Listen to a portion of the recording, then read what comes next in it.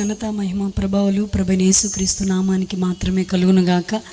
ఇటు అవకాశాన్ని ఇచ్చిన ప్రభువును బట్టి నామాన్ని స్తుతిస్తూ ఈ సమయంలో నేను నా యొక్క సాక్ష్యాన్ని మీతో పంచుకోవడానికి వచ్చి ఉన్నాను. దయచేసి పరిశుద్ధ గ్రంథంలో చిన్న మాటను ధ్యానం చేద్దాము. ఎస్తేరు గ్రంథము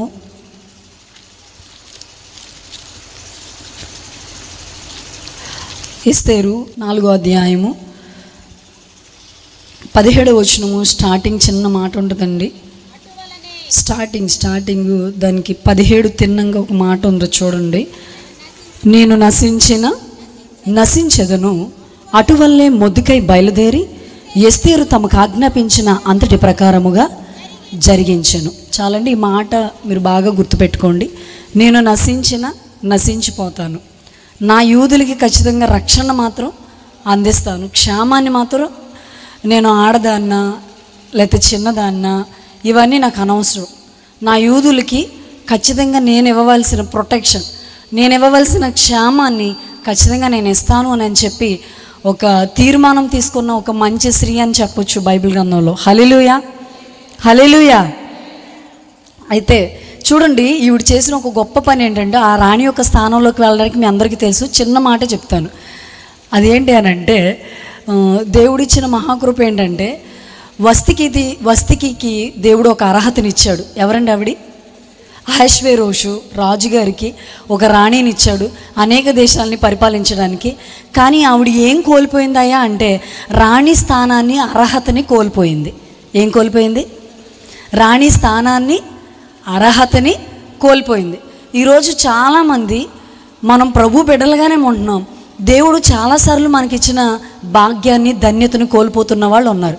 కోల్పోవడం వల్ల ఏమైందయ్యా అంటే నువ్వు చేయవలసిన ఆ పనిని దేవుడు వేరే ఒకరిని తీసుకొచ్చి అక్కడ పెడతాడనమాట.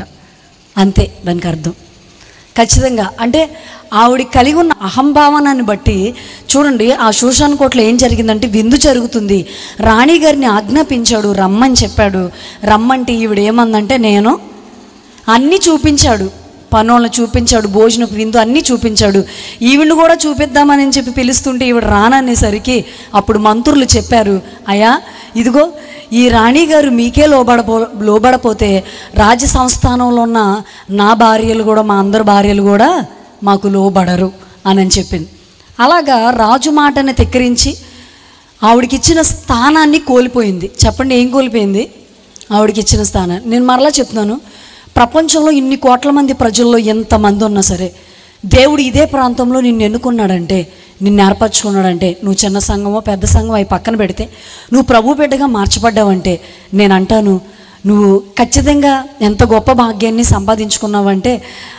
చూడండి, వస్తికి లేని గొప్ప భాగ్యం ఎస్తేరుకు వచ్చింది. ఆవిడెవరో తెలుసా? ఒక అనాథ, ఎవరూ లేరు. అసలు తనకి ఎలా బిహేవ్ చేయాలో తెలీదు, ఎలా ప్రవర్తించాలో తెలీదు, ఎలా నిలబడాలో తెలీదు, ఏమీ చేత కాదు. అయినా సరే ప్రభు తనకిచ్చిన పనిని చాలా నిర్వర్తించింది. హల్లెలూయా. ఈరోజు సంఘంలో మనం చాలా విషయాలు చూస్తాం. మా ఏజెన్సీ ప్రాంతంలో నేను ఎప్పుడూ చెప్తాను, మీరు దేవుడికి లోబడితే దేవుడు ఖచ్చితంగా మిమ్మల్ని దీవిస్తాడు, ఆశీర్వదిస్తాడంటే అలాగా ఎన్నో కుటుంబాలు దేవుని మాటకి లోబడి ఇప్పుడు నేను ఎక్కడున్నా సరే నేను ఈ వర్క్ చేయాలి, నేను వచ్చేపాటికల్లా అన్నీ సిద్ధం చేసేయండి అంటే నేనేమీ చేయక్కర్లేదండి, అలా ఒక పక్కన కూర్చుంటే చాలు, మొత్తం అన్నీ చక్కబెట్టేస్తారు, మొత్తం అన్నీ కూడా. ఎందుకు ఇప్పుడు ఈ మాట నేను చెప్తున్నానంటే దేవుడు సంఘంలోనూ కుటుంబంలోనూ సేవకులతోనూ నీకు ఒక అర్హత ఇచ్చాడు. దయచేసి ఆ అర్హత తీసుకెళ్ళి వేరే వాళ్ళకి ఇచ్చేసుకోవద్దు, అర్హతని దయచేసి కోల్పోవద్దు. దేవుడిచ్చిన గొప్ప భాగ్యం అండి. అసలు ఇలాంటి ప్రభు మనకి దొరకడమే మహాభాగ్యం అన్నమాట. అలాంటి విషయాలు వింటున్న మీరు చూడండి, వస్తికి సర్వస్వం కోల్పోయింది, అంతా కోల్పోయింది. ఇక పెట్టే బేడ సర్దుకొని ఇంటికి వెళ్ళిపోయింది. ఇంకా ఆ స్థానంలోకి ఎవరు వచ్చారా అంటే అసలు మనుషులు ఎవరు ఊహించలేని ఆవిడ వచ్చింది అక్కడికి. ఎవరు ఊహించలేదు. ఏంటి ఈవిడ చేస్తుందా, ఈవిడ నడిపించేది, ఈవిడ రాజ్యాన్ని వెళ్ళేది. ఒక అనాథని రాజుగా చేశాడు అహష్వేరోషు అని అనడానికి కూడా లేకుండా దేవుడు చాలా జ్ఞానవంతురాలైన ఆవిడని అక్కడ ఎన్నుకున్నాడు. హల్లెలూయా. నేను అంటాను, ప్రభు పని చేయాలంటే మీకు ఎప్పుడు ఈ మాటలు తెలుసు. నీకు చదువు ఉందా, అందంగా ఉన్నావా, డబ్బు ఉన్నావా, పలుకుబడితో ఉన్నావా, మంచి స్టేటస్ కలిగి ఉన్నావా, ఇవేమీ చూడడు. కానీ దేవుడికి ఎవరంటే ఇష్టం అంటే మంచిగా దేవుడి మాట విని ఆయనకి లోబడే వాళ్ళంటే దేవునికి చాలా ఇష్టం అండి. ఏం కాదు, ఆయన చెప్పిన మాట మనం చెప్పినట్లుగా చేస్తే దేవుడు ఖచ్చితంగా మన జీవితాల్లో గొప్ప కార్యాలు జరిగించునుగాక. ఆమేన్.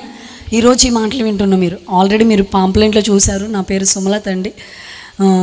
దేవుని యొక్క మహాకృప ఏంటంటే ఇట్లాగే మీకులాగే నేను ఎదురు కూర్చొని ఇలాంటి మీటింగ్స్లో ఇలా కూర్చొని విన్న యవనస్తురాల్ని.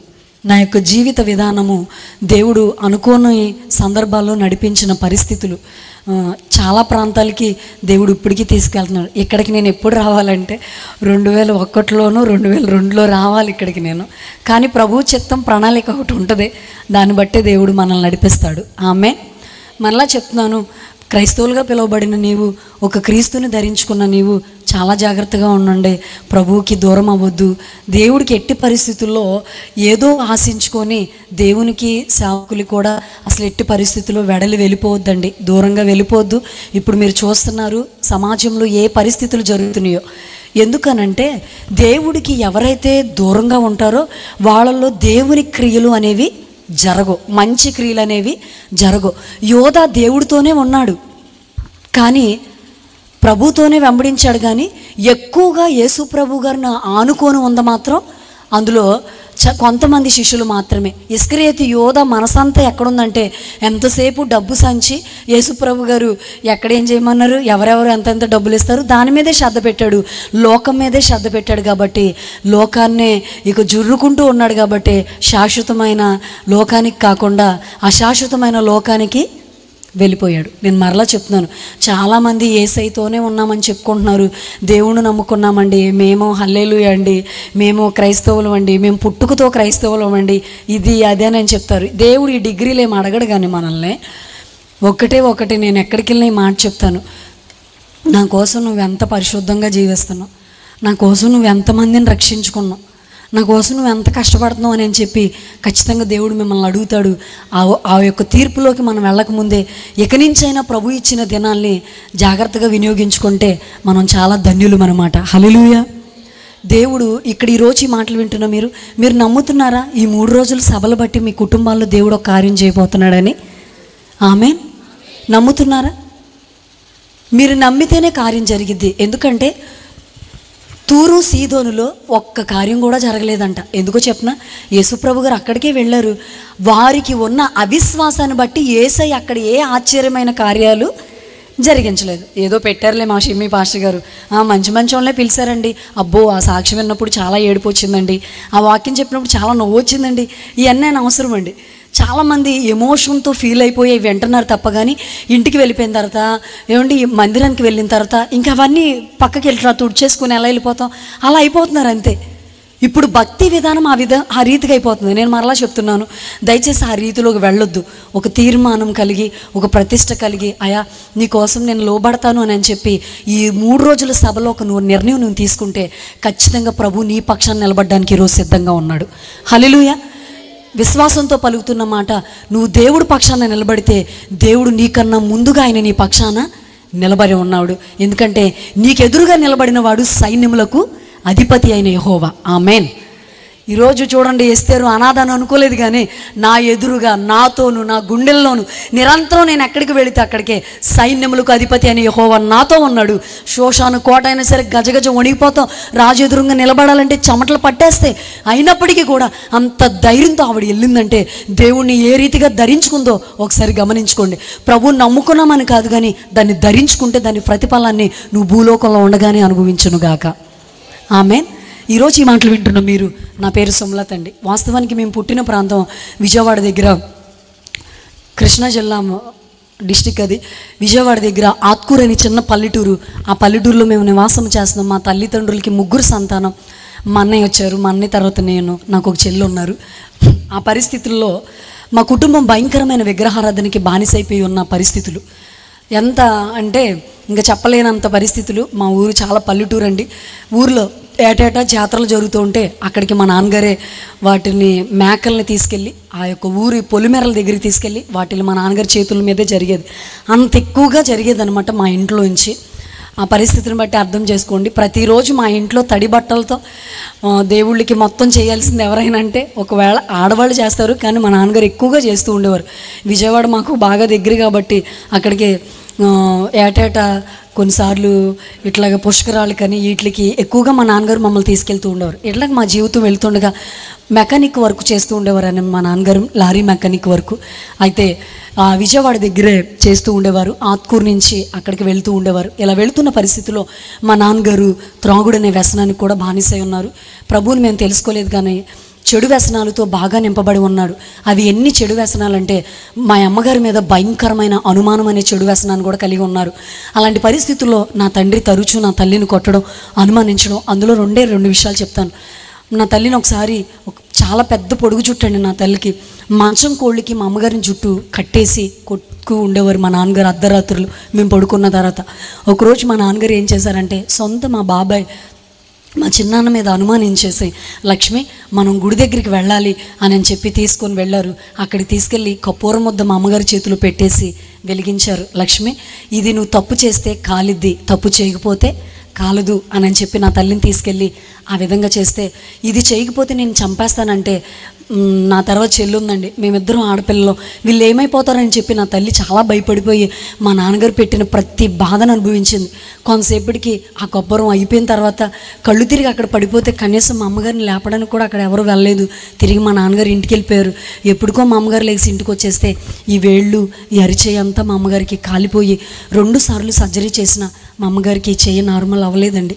అలా ఇంకా దానికన్నా భయంకరంగా మా నాన్నగారు విపరీతంగా నా తల్లిని బాధిస్తూ ఉండేవారు. ఇట్లా ఉన్న పరిస్థితుల్లో ఒకరోజు మా నాన్నగారు త్రాగుడు వ్యసనం మానిపించాలని నా తల్లి ఒక మందు తీసుకొచ్చింది. అది ఇప్పించేటప్పుడు అతను అన్నాడు, అమ్మ ఇది ఇచ్చిన తర్వాత మళ్ళీ నీ భర్త మందు తాగితే ప్రాణాలకి ప్రమాదం, ఇమ్మంటారా అంటే, పర్లేదండి ఇవ్వండి, మేము తట్టుకోలేకపోతున్నాం నేను మా పిల్లని. మా అమ్మ తీసుకొచ్చి ఫుడ్లో ఆహారంలో కలిపేసి పెడితే కొన్ని రోజులు బట్టి మా నాన్నగారు ఆ త్రాగుడు వ్యసనానికి వెళ్లకుండా చాలా ప్రశాంతంగా ఉన్నారు. ఇట్లా ఉంటుండగా ఒకరోజు జరిగిన విషయం ఏంటంటే, అనుకోకుండా మా నాన్నగారు కూల్ డ్రింక్లో కలిపేసి ఇచ్చేశారండి. అది పాయిజన్ కింద తయారయ్యి భయంకరమైన మరణ పరిస్థితిలోకి వెళ్ళిపోయారు. ఇక్కడే నిజంగా మమ్మల్ని ప్రభు దర్శించిన సందర్భాలు. వాస్తవానికి అంటే ఇలా చెప్తున్నానని కాదండి, తక్కువ కులస్తులకే యేసుక్రీస్తు అని మాట్లాడిన ఫ్యామిలీ అండి మాది. ఎక్కువగా మా నాన్నగారు ఎవరితో అన్నా సహవాసం చేస్తే అసలు మీరు వాళ్ళతో ఉండకూడదు అని చెప్పి మా మేనత్తలో ఎన్నోసార్లు మమ్మల్ని అన్న విషయాలు ఉన్నాయి. అలాంటి పరిస్థితుల్లో మా నాన్నగారు అస్సలు యేసుక్రీస్తునంటే అంగీకరించేవారు కాదు. మాకు చాలా దేవుళ్ళు ఉండేవారు అని చెప్పి గొప్పగా చెప్తూ ఉండేవారు. ప్రతి వారంలో ఒకసారైనా 2 సారైనా సరే మా ఇంటికి పూజారిని కానీ సాధువు గారిని ఇట్లా ఎవరో ఒకరిని పిలుచుకొని మా నాన్నగారు అలా చేస్తున్న కార్యక్రమంలో చనిపోయే, ఇక అది పాయిజన్ కింద తయారైపోయి మంచం మీద పడుకోబెడితే, ఇలా సమ్మర్ సీజన్ అండి, మంచం మీద పడుకోబెడితే ఇక చనిపోతారనే పరిస్థితుల్లో ఇక మా బాధ ఎవరూ వింటలేదండి. చుట్టుపక్కల వాళ్ళందరూ ఎలా అంటే, మా నాన్నగారు ఏదన్నా చేస్తే కొడతారు లేదా మీదకి వెళ్ళిపోతారు. దాని భయం వల్ల మా నాన్నగారి దగ్గరికి ఎవరో వచ్చేవాళ్ళు కాదు. అలాంటి పరిస్థితుల్లో అర్ధరాత్రుల్లో మేము ఏడుస్తూ ఉన్నాం. కానీ ఆ రోజు దేవుడు చేసిన ఒక గొప్ప పని ఏంటంటే, మా ఇంటి పక్కన ఒక రుద్దురాలు ప్రభువుని తెలుసుకొని ఉంది. ఆ రుద్రాలు వచ్చింది. లక్ష్మి ఏమైంది అంటే, పిన్ని ఇలా జరిగిందంటే మేము ప్రార్థన చేస్తాం, దేవుడు గొప్ప కార్యాలు చేస్తాడంటే, పిన్ని ఇలాంటివి ఒప్పుకోడు ఈయనంటే, లేదమ్మా అలాంటి పరిస్థితుల్లో యేసయ్య చనిపోయిన వారిని కూడా బ్రతికించగలడు అని చెప్పిన తర్వాత సర్లేని ప్రార్థన చేయించుకున్నారు. దేవుని మహాకృపండి.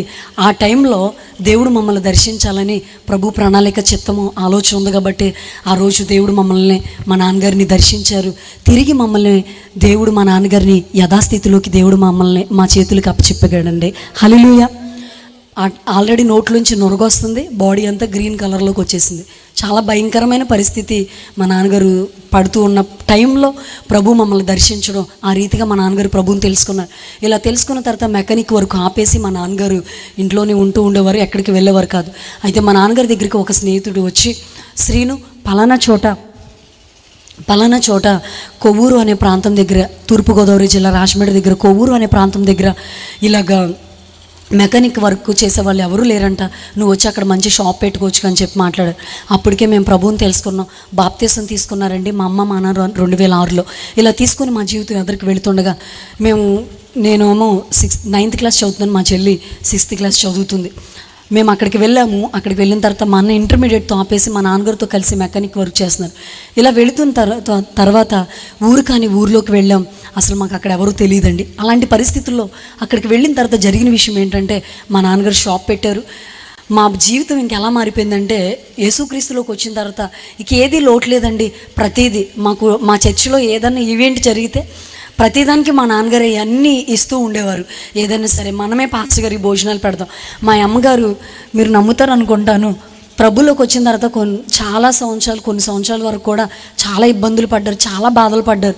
అయినప్పుడు కూడా ప్రభు మీద విశ్వాసం ఉంచి నా తల్లి ప్రతి విషయంలో దశం భాగాన్ని దేవుడికి ఇస్తూ, ఏమండి అది రూపాయి అయినా సరే, 10 రూపాయలైనా 10 రూపాయలైనా సరే విశ్వాసంతో ఇస్తూ వెళుతూ ఉండేదండి.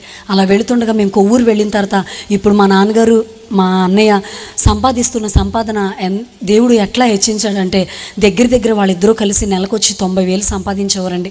అందులో మా అమ్మ ఖచ్చితంగా దశంభాగాన్ని తీసి దైవజనులకు ఇస్తూ ఉండేవారు. మా పాస్టర్ గారు అయితే మమ్మల్ని ఇంకా ప్రథమ ఫలం అనేవారు, అంతలా ప్రేమించేవారు.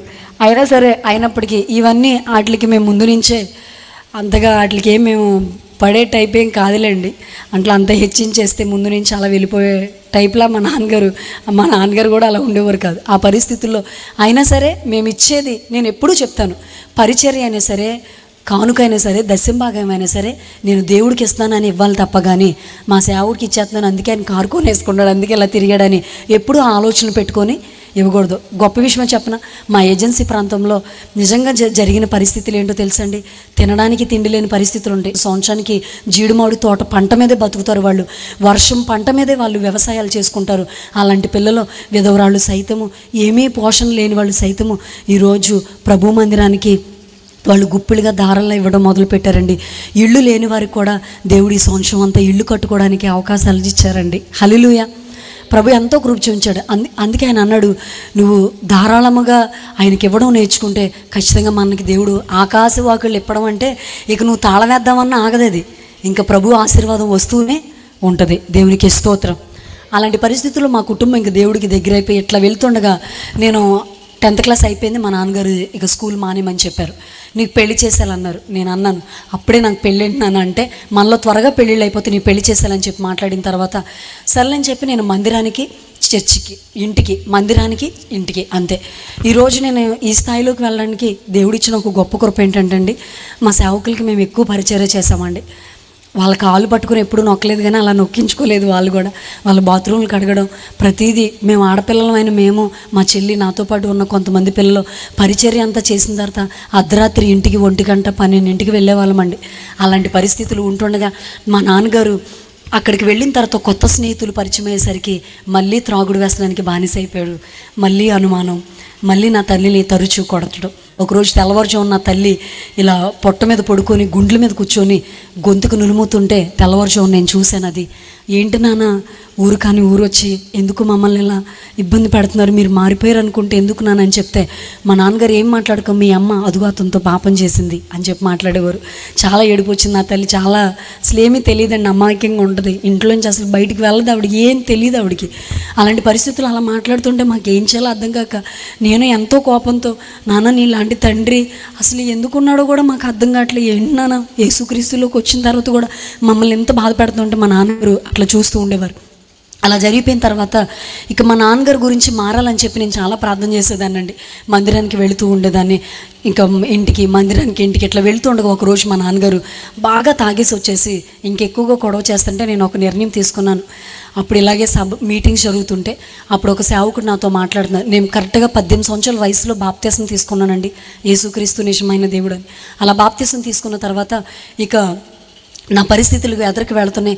మా నాన్నగారు మారాలని ఒక నిర్ణయం తీసుకున్నాను. అదేంటంటే ఒక సేవకుడు చెప్పాడు, మీ ఇంట్లో పరిస్థితులు కానీ మీ ఇంట్లో ఉన్న స్థితిగతులు మారాలంటే ఒక తీర్మానం, ఒక నిర్ణయం, ఒక ప్రతిష్టత, ఇట్లా ఏదో ఒకటి మీరు తీసుకుంటే దేవుడు ఖచ్చితంగా మీ కుటుంబాల్లో, మీ జీవితాల్లో ఖచ్చితంగా కార్యం చేస్తాడంటే అప్పుడే నేను బాప్తిసం తీసుకున్న అప్పుడు నేను ఒక్క నిర్ణయం తీసుకున్నానండి. యేసయ్య మీకు ఇష్టమైతే, మీ చిత్తమైతే మా నాన్నగారు మారు మనసులోకి వచ్చేస్తే ఖచ్చితంగా నా లైఫ్ లాంగ్ నీ కోసం నిలబడతానయ్యా, ప్లీజ్ ఈ కార్యం చేయండి అని చెప్పి నేను దేవుడిని అడగడం ప్రారంభించాను. ఇట్లా ఉంటుండగా మా నాన్నగారి కోసం 3 రోజులు ఒక్క మంచినీళ్ళు తీసుకొని ఏమీ తినుకోకుండా మందిరానికి బట్టలు తీసుకొని వెళ్ళిపోయి అక్కడే ఉండి చాలా ప్రార్థన చేస్తూ ఉండేదానండి. అది ప్రభుతో గడిపిన సందర్భాలు చాలా నన్ను అవి దేవునికి బాగా దగ్గర చేసినాయి. అట్లా ఉంటుండగా మేము ఎంత ఎక్కువగా ప్రార్థన చేస్తున్నామో పరిస్థితులు అంత ఎక్కువగా అయిపోయినాయి. మీకు మరలా చెప్తున్నాను, జవాబు ఎప్పుడు వచ్చిద్దయ్యా అని అంటే నువ్వు ప్రార్థన ఎప్పుడు ఎక్కువ చేస్తున్నావో, ఎప్పుడు సమస్య ఎప్పుడు ఎక్కువ, ఇంకా ప్రార్థన చేసే కొంతమంది సమస్యలు ఎక్కువైపోతుంటాయి. అప్పుడేం చేస్తారంటే ఎందుకు వచ్చిన ప్రార్థనలనే ఆపేస్తారు. నేనంటాను, ఎక్కువైపోతున్నప్పుడు నువ్వు ఇంకెక్కువగా ప్రార్థన చేస్తే క్షణంలో కనురెప్ప పాటులో ఆ సమస్యను దేవుడు నిర్మూలన చేయగలడు. హల్లెలూయా. ఆగిపోకూడదు, అవిశ్వాసంతో ఉండకూడదు, వెనక్కి తిరగకూడదు. అందుకే దేవుడు అన్నాడు, నాగటి మీద చేయి పెట్టేవాడు వెనక చుట్టూ చూస్తే అతను నాకు అసలు పాత్రుడే కాదని చెప్పాడు. అలాంటి పరిస్థితిలో ఇక నా తండ్రి గారి గురించి ఇలా ప్రార్థన చేస్తుండగా దేవుడు చేసిన మహాకార్యం ఏంటంటే, పోలవరం ప్రాజెక్ట్ దగ్గర లారీ ఆగిపోయింది, బాగు చేద్దామని చెప్పి మా నాన్నగారు వెళ్ళారు. మా ఇంట్లో అప్పటికే ప్రార్థన పెట్టుకోవాలని చెప్పి ఆలోచన కలిగి ఉంటే ఆ రాత్రి మా నాన్నగారితో దేవుడు మాట్లాడిన ఒక గొప్ప సందేశం అండి. నాన్నగారు బాప్తిసం తీసుకున్న తర్వాత సమూయేలు అని పేరు పెట్టారు. సమూయేలు, ఇదిగో నీవు కలిగి ఉన్న ఈ వ్యసనాన్ని నువ్వు వదులుకోపోతే నువ్వు ఏమవునో, నీ ప్రాణం ఏమవునో అని చెప్పి ఒక స్వరం స్పష్టంగా మా నాన్నగారితో మాట్లాడితే ఎప్పుడైతే ఆ స్వరాన్ని విన్నారోనండి, మా నాన్నగారు వెంటనే ఇంకా ఆ వ్యసనాన్ని వదిలేసి పశ్చాత్తాపంతో, ఎంత పశ్చాత్తాపంతో అంటే కన్నీళ్లతో ఏడ్చేస్తున్నారు మా నాన్నగారు. ఆ ఇంట్లో కృతజ్ఞత ప్రార్థన జరుగుతుంటే సాక్ష్యం చెప్పారు మా నాన్నగారు, నేను చాలా దుర్మార్గునండి, నా భార్య చేయి కాల్చేశాను, నా కూతుర్ని చాలా వేధించాను అనుమానంతో, ఇలా అలా అని చెప్పి చాలా విషయాలు మా నాన్నగారు మాట్లాడుతూ అట్లా ఉంటుండగా, నేను అలా లేనండి, దేవుడు నాతో మాట్లాడాడు అని చెప్పంగానే నేను ఎంతో సంతోషించాను. నా వైపు చూసి, అమ్మ నేను మారిపోయాను అని చెప్పాడు. నాకేం చెప్పాలో అర్థం కాక చాలా ఏడుపు వచ్చింది. నా తల్లి ఏమనేదంటే, ఎవరైనా మారుతారు కానీ మీ నాన్న అంటోడు మారడమ్మా. నేను మరలా మీకు చెప్తున్నాను, ఎప్పుడు అలాంటి మాటలు మాట్లాడుకోకండి. దేవుడు ఖచ్చితంగా ఏదైనా చేయగలిగిన సమర్థుడు. అలా వెళ్తుండగా ఇక నాకు వివాహాల గురించి సంబంధాలు చూస్తున్నారు. మా నాన్నగారు మారు మనసులకు వచ్చారు, సంబంధాలు చూస్తున్నారు. అలా చూస్తున్న పరిస్థితుల్లో నేను బాప్తిసం తీసుకున్నానన్న సంగతి మా నాన్నగారికి చెప్పేశాను. మా నాన్నగారికి ఒకటే చెప్పాను, నాన్నగారు ఒక్క విషయం నాకు చేయండి, నేను బాప్తిసం తీసుకున్నాను, ప్లీజ్ నాన్న నాకు ప్రభువులో కడగబడి ప్రభునందు విశ్వాసం ఉండిన ఒక కుమారుని ఇచ్చి పెళ్లి చేయండి, అంతే, ఒక అతను పెళ్లి చేయండి, నాకు ఇంకా జాబు వాళ్ళ యొక్క ఇంటి పరిస్థితులు ఇవేమి నాకు వద్దు నాన్న అని చెప్తే, నా తండ్రి అప్పుడు నాతో చెప్పిన విషయాలు, మనలో ఎవరూ బాప్తిసం తీసుకోలేదు, మొట్టమొదటిగా మనమే ప్రభు వైపు తిరిగాము అని చెప్పి మాట్లాడుతుంటే నాకు ఇంకేం చెప్పాలో అర్థం కావట్లేదు. ఆ పరిస్థితిలో నేను ప్రార్థన చేస్తూనే ఉన్నాను. ఒకరోజు చిన్నపిల్లల రిట్రీట్ జరుగుతుందండి, ఆ విషయాన్ని నిమిత్తం నేను విజయవాడ వెళ్ళాను. ఇప్పుడు కూడా నేను చిన్నపిల్లల రిట్రీట్ దగ్గర నుంచే వచ్చానండి. అంటే ఒక అనాథ ఆశ్రయాల దగ్గరికి వెళ్ళి వాళ్ళకి అమ్మా నాన్న లేని పిల్లల దగ్గరికి చిన్నపిల్లలు రిట్రీట్ నడిపిస్తూ ఉంటాను. నా వెనకాల పిల్లలు ఉంటారు. ఆ కార్యక్రమం నడిపించడానికి వచ్చామండి దేవుని కృపను బట్టి. ఆ కార్యక్రమం నడిపించడానికి నేను విజయవాడ వెళ్ళాను, నా వెనకాల పిల్లలు వచ్చారు. అక్కడ ఒక ఫ్యామిలీ మమ్మల్ని చూశారండి. ఈ అమ్మాయి అయితే మా అబ్బాయికి బాగుంటుందేనని చెప్పి వాళ్ళు చూసుకొని వెళ్ళిపోయారు. అంతకుముందు జరిగిన విషయం ఏంటంటే, మా నాన్నగారు ఒకటే అన్నారు, ఇన్ని సంబంధాలు పోగొట్టేస్తున్నావు, ఒక్క సంబంధం కూడా నువ్వు అసలు సరిగ్గా ఇంట్రెస్ట్గా చూపించట్లేదు అని చెప్పి మా నాన్నగారు మాట్లాడుతుంటే దగ్గర ఒక 15 ఒక 20 దాకా సంబంధాలు వచ్చినండి. ఆ యొక్క పెళ్లి కొడుకుల దగ్గర నన్ను కూర్చోపెడుతూనే ఉన్నారు. ప్రతి సంబంధం కూర్చోవడం, వాళ్ళేమో చూసి అమ్మాయి నచ్చిందంటూ, నేనేమో వాళ్ళకి బాప్తీసం లేదు. వాళ్ళు ఏం చెప్పేవారంటే, బాప్తీసం మీద ఇంట్రెస్ట్ లేదండి, పెళ్ళైన తర్వాత బాప్తీసం తీసుకుంటా, పెళ్ళికి ముందు బాప్తీసం తీసుకుంటా అంటే నాకు అప్పుడు అనిపించింది, ఇది నామకార్థం తప్ప కానీ ఇది క్రైస్తవం కాదు అసలు. నాన్న ప్లీజ్ నాన్న నన్ను ఇబ్బంది పెట్టకండి అని అంటే, నా తండ్రి అనేవాడు పెళ్ళైన తర్వాత మార్చుకోవచ్చు కదా అని చెప్పాడు. మిమ్మల్ని మార్చడానికి 14 సంవత్సరాలు పట్టింది మా నాన్నగారిని మార్చుకోవడానికి, మారు మనసులోకి రావడానికి 14 సంవత్సరాలు పట్టింది నాన్న. ఇక నా జీవితం అంతా అలాంటి వ్యక్తులతో ఇంకా అలాగే వెళ్ళిపోద్ది. నా ఆశ ఏంటంటే మేమిద్దరం మార్చబడి అనేక మందిని మార్చాలని నా ఆశ నాన్న, ప్లీజ్ ఈ విషయంలో ఒప్పుకోండి అని అంటే మా నాన్నగారు అలా మాట్లాడుతూ ఉన్నాడు. అట్లాగే మా మేనమామ చివరిగా ఒక సంబంధం తీసుకొస్తే, ఇక సెటిల్ అయిపోతావు, మీ పిల్ల జీవితం బాగుంటుంది బావా అని చెప్పి మాట్లాడితే, ఆ సంబంధం వచ్చిన అబ్బాయి కూడా అంతా బాగానే ఉన్నారు. అడిగాను బాప్తిసం తీసుకున్నారని అడిగితే, బాప్తిసం మీద ఇప్పుడప్పుడే పెద్ద ఇంట్రెస్ట్ లేదని అన్నాడు. నేనేమీ చెప్పలేక, ప్లీజ్ ఏమనుకోద్దండి, నాకు మిమ్మల్ని చేసుకునే ఇంట్రెస్ట్ లేదు అన్నాను. ఆ సంబంధం మా మేనమామ తీసుకొచ్చాడు, నన్ను చూశాడు.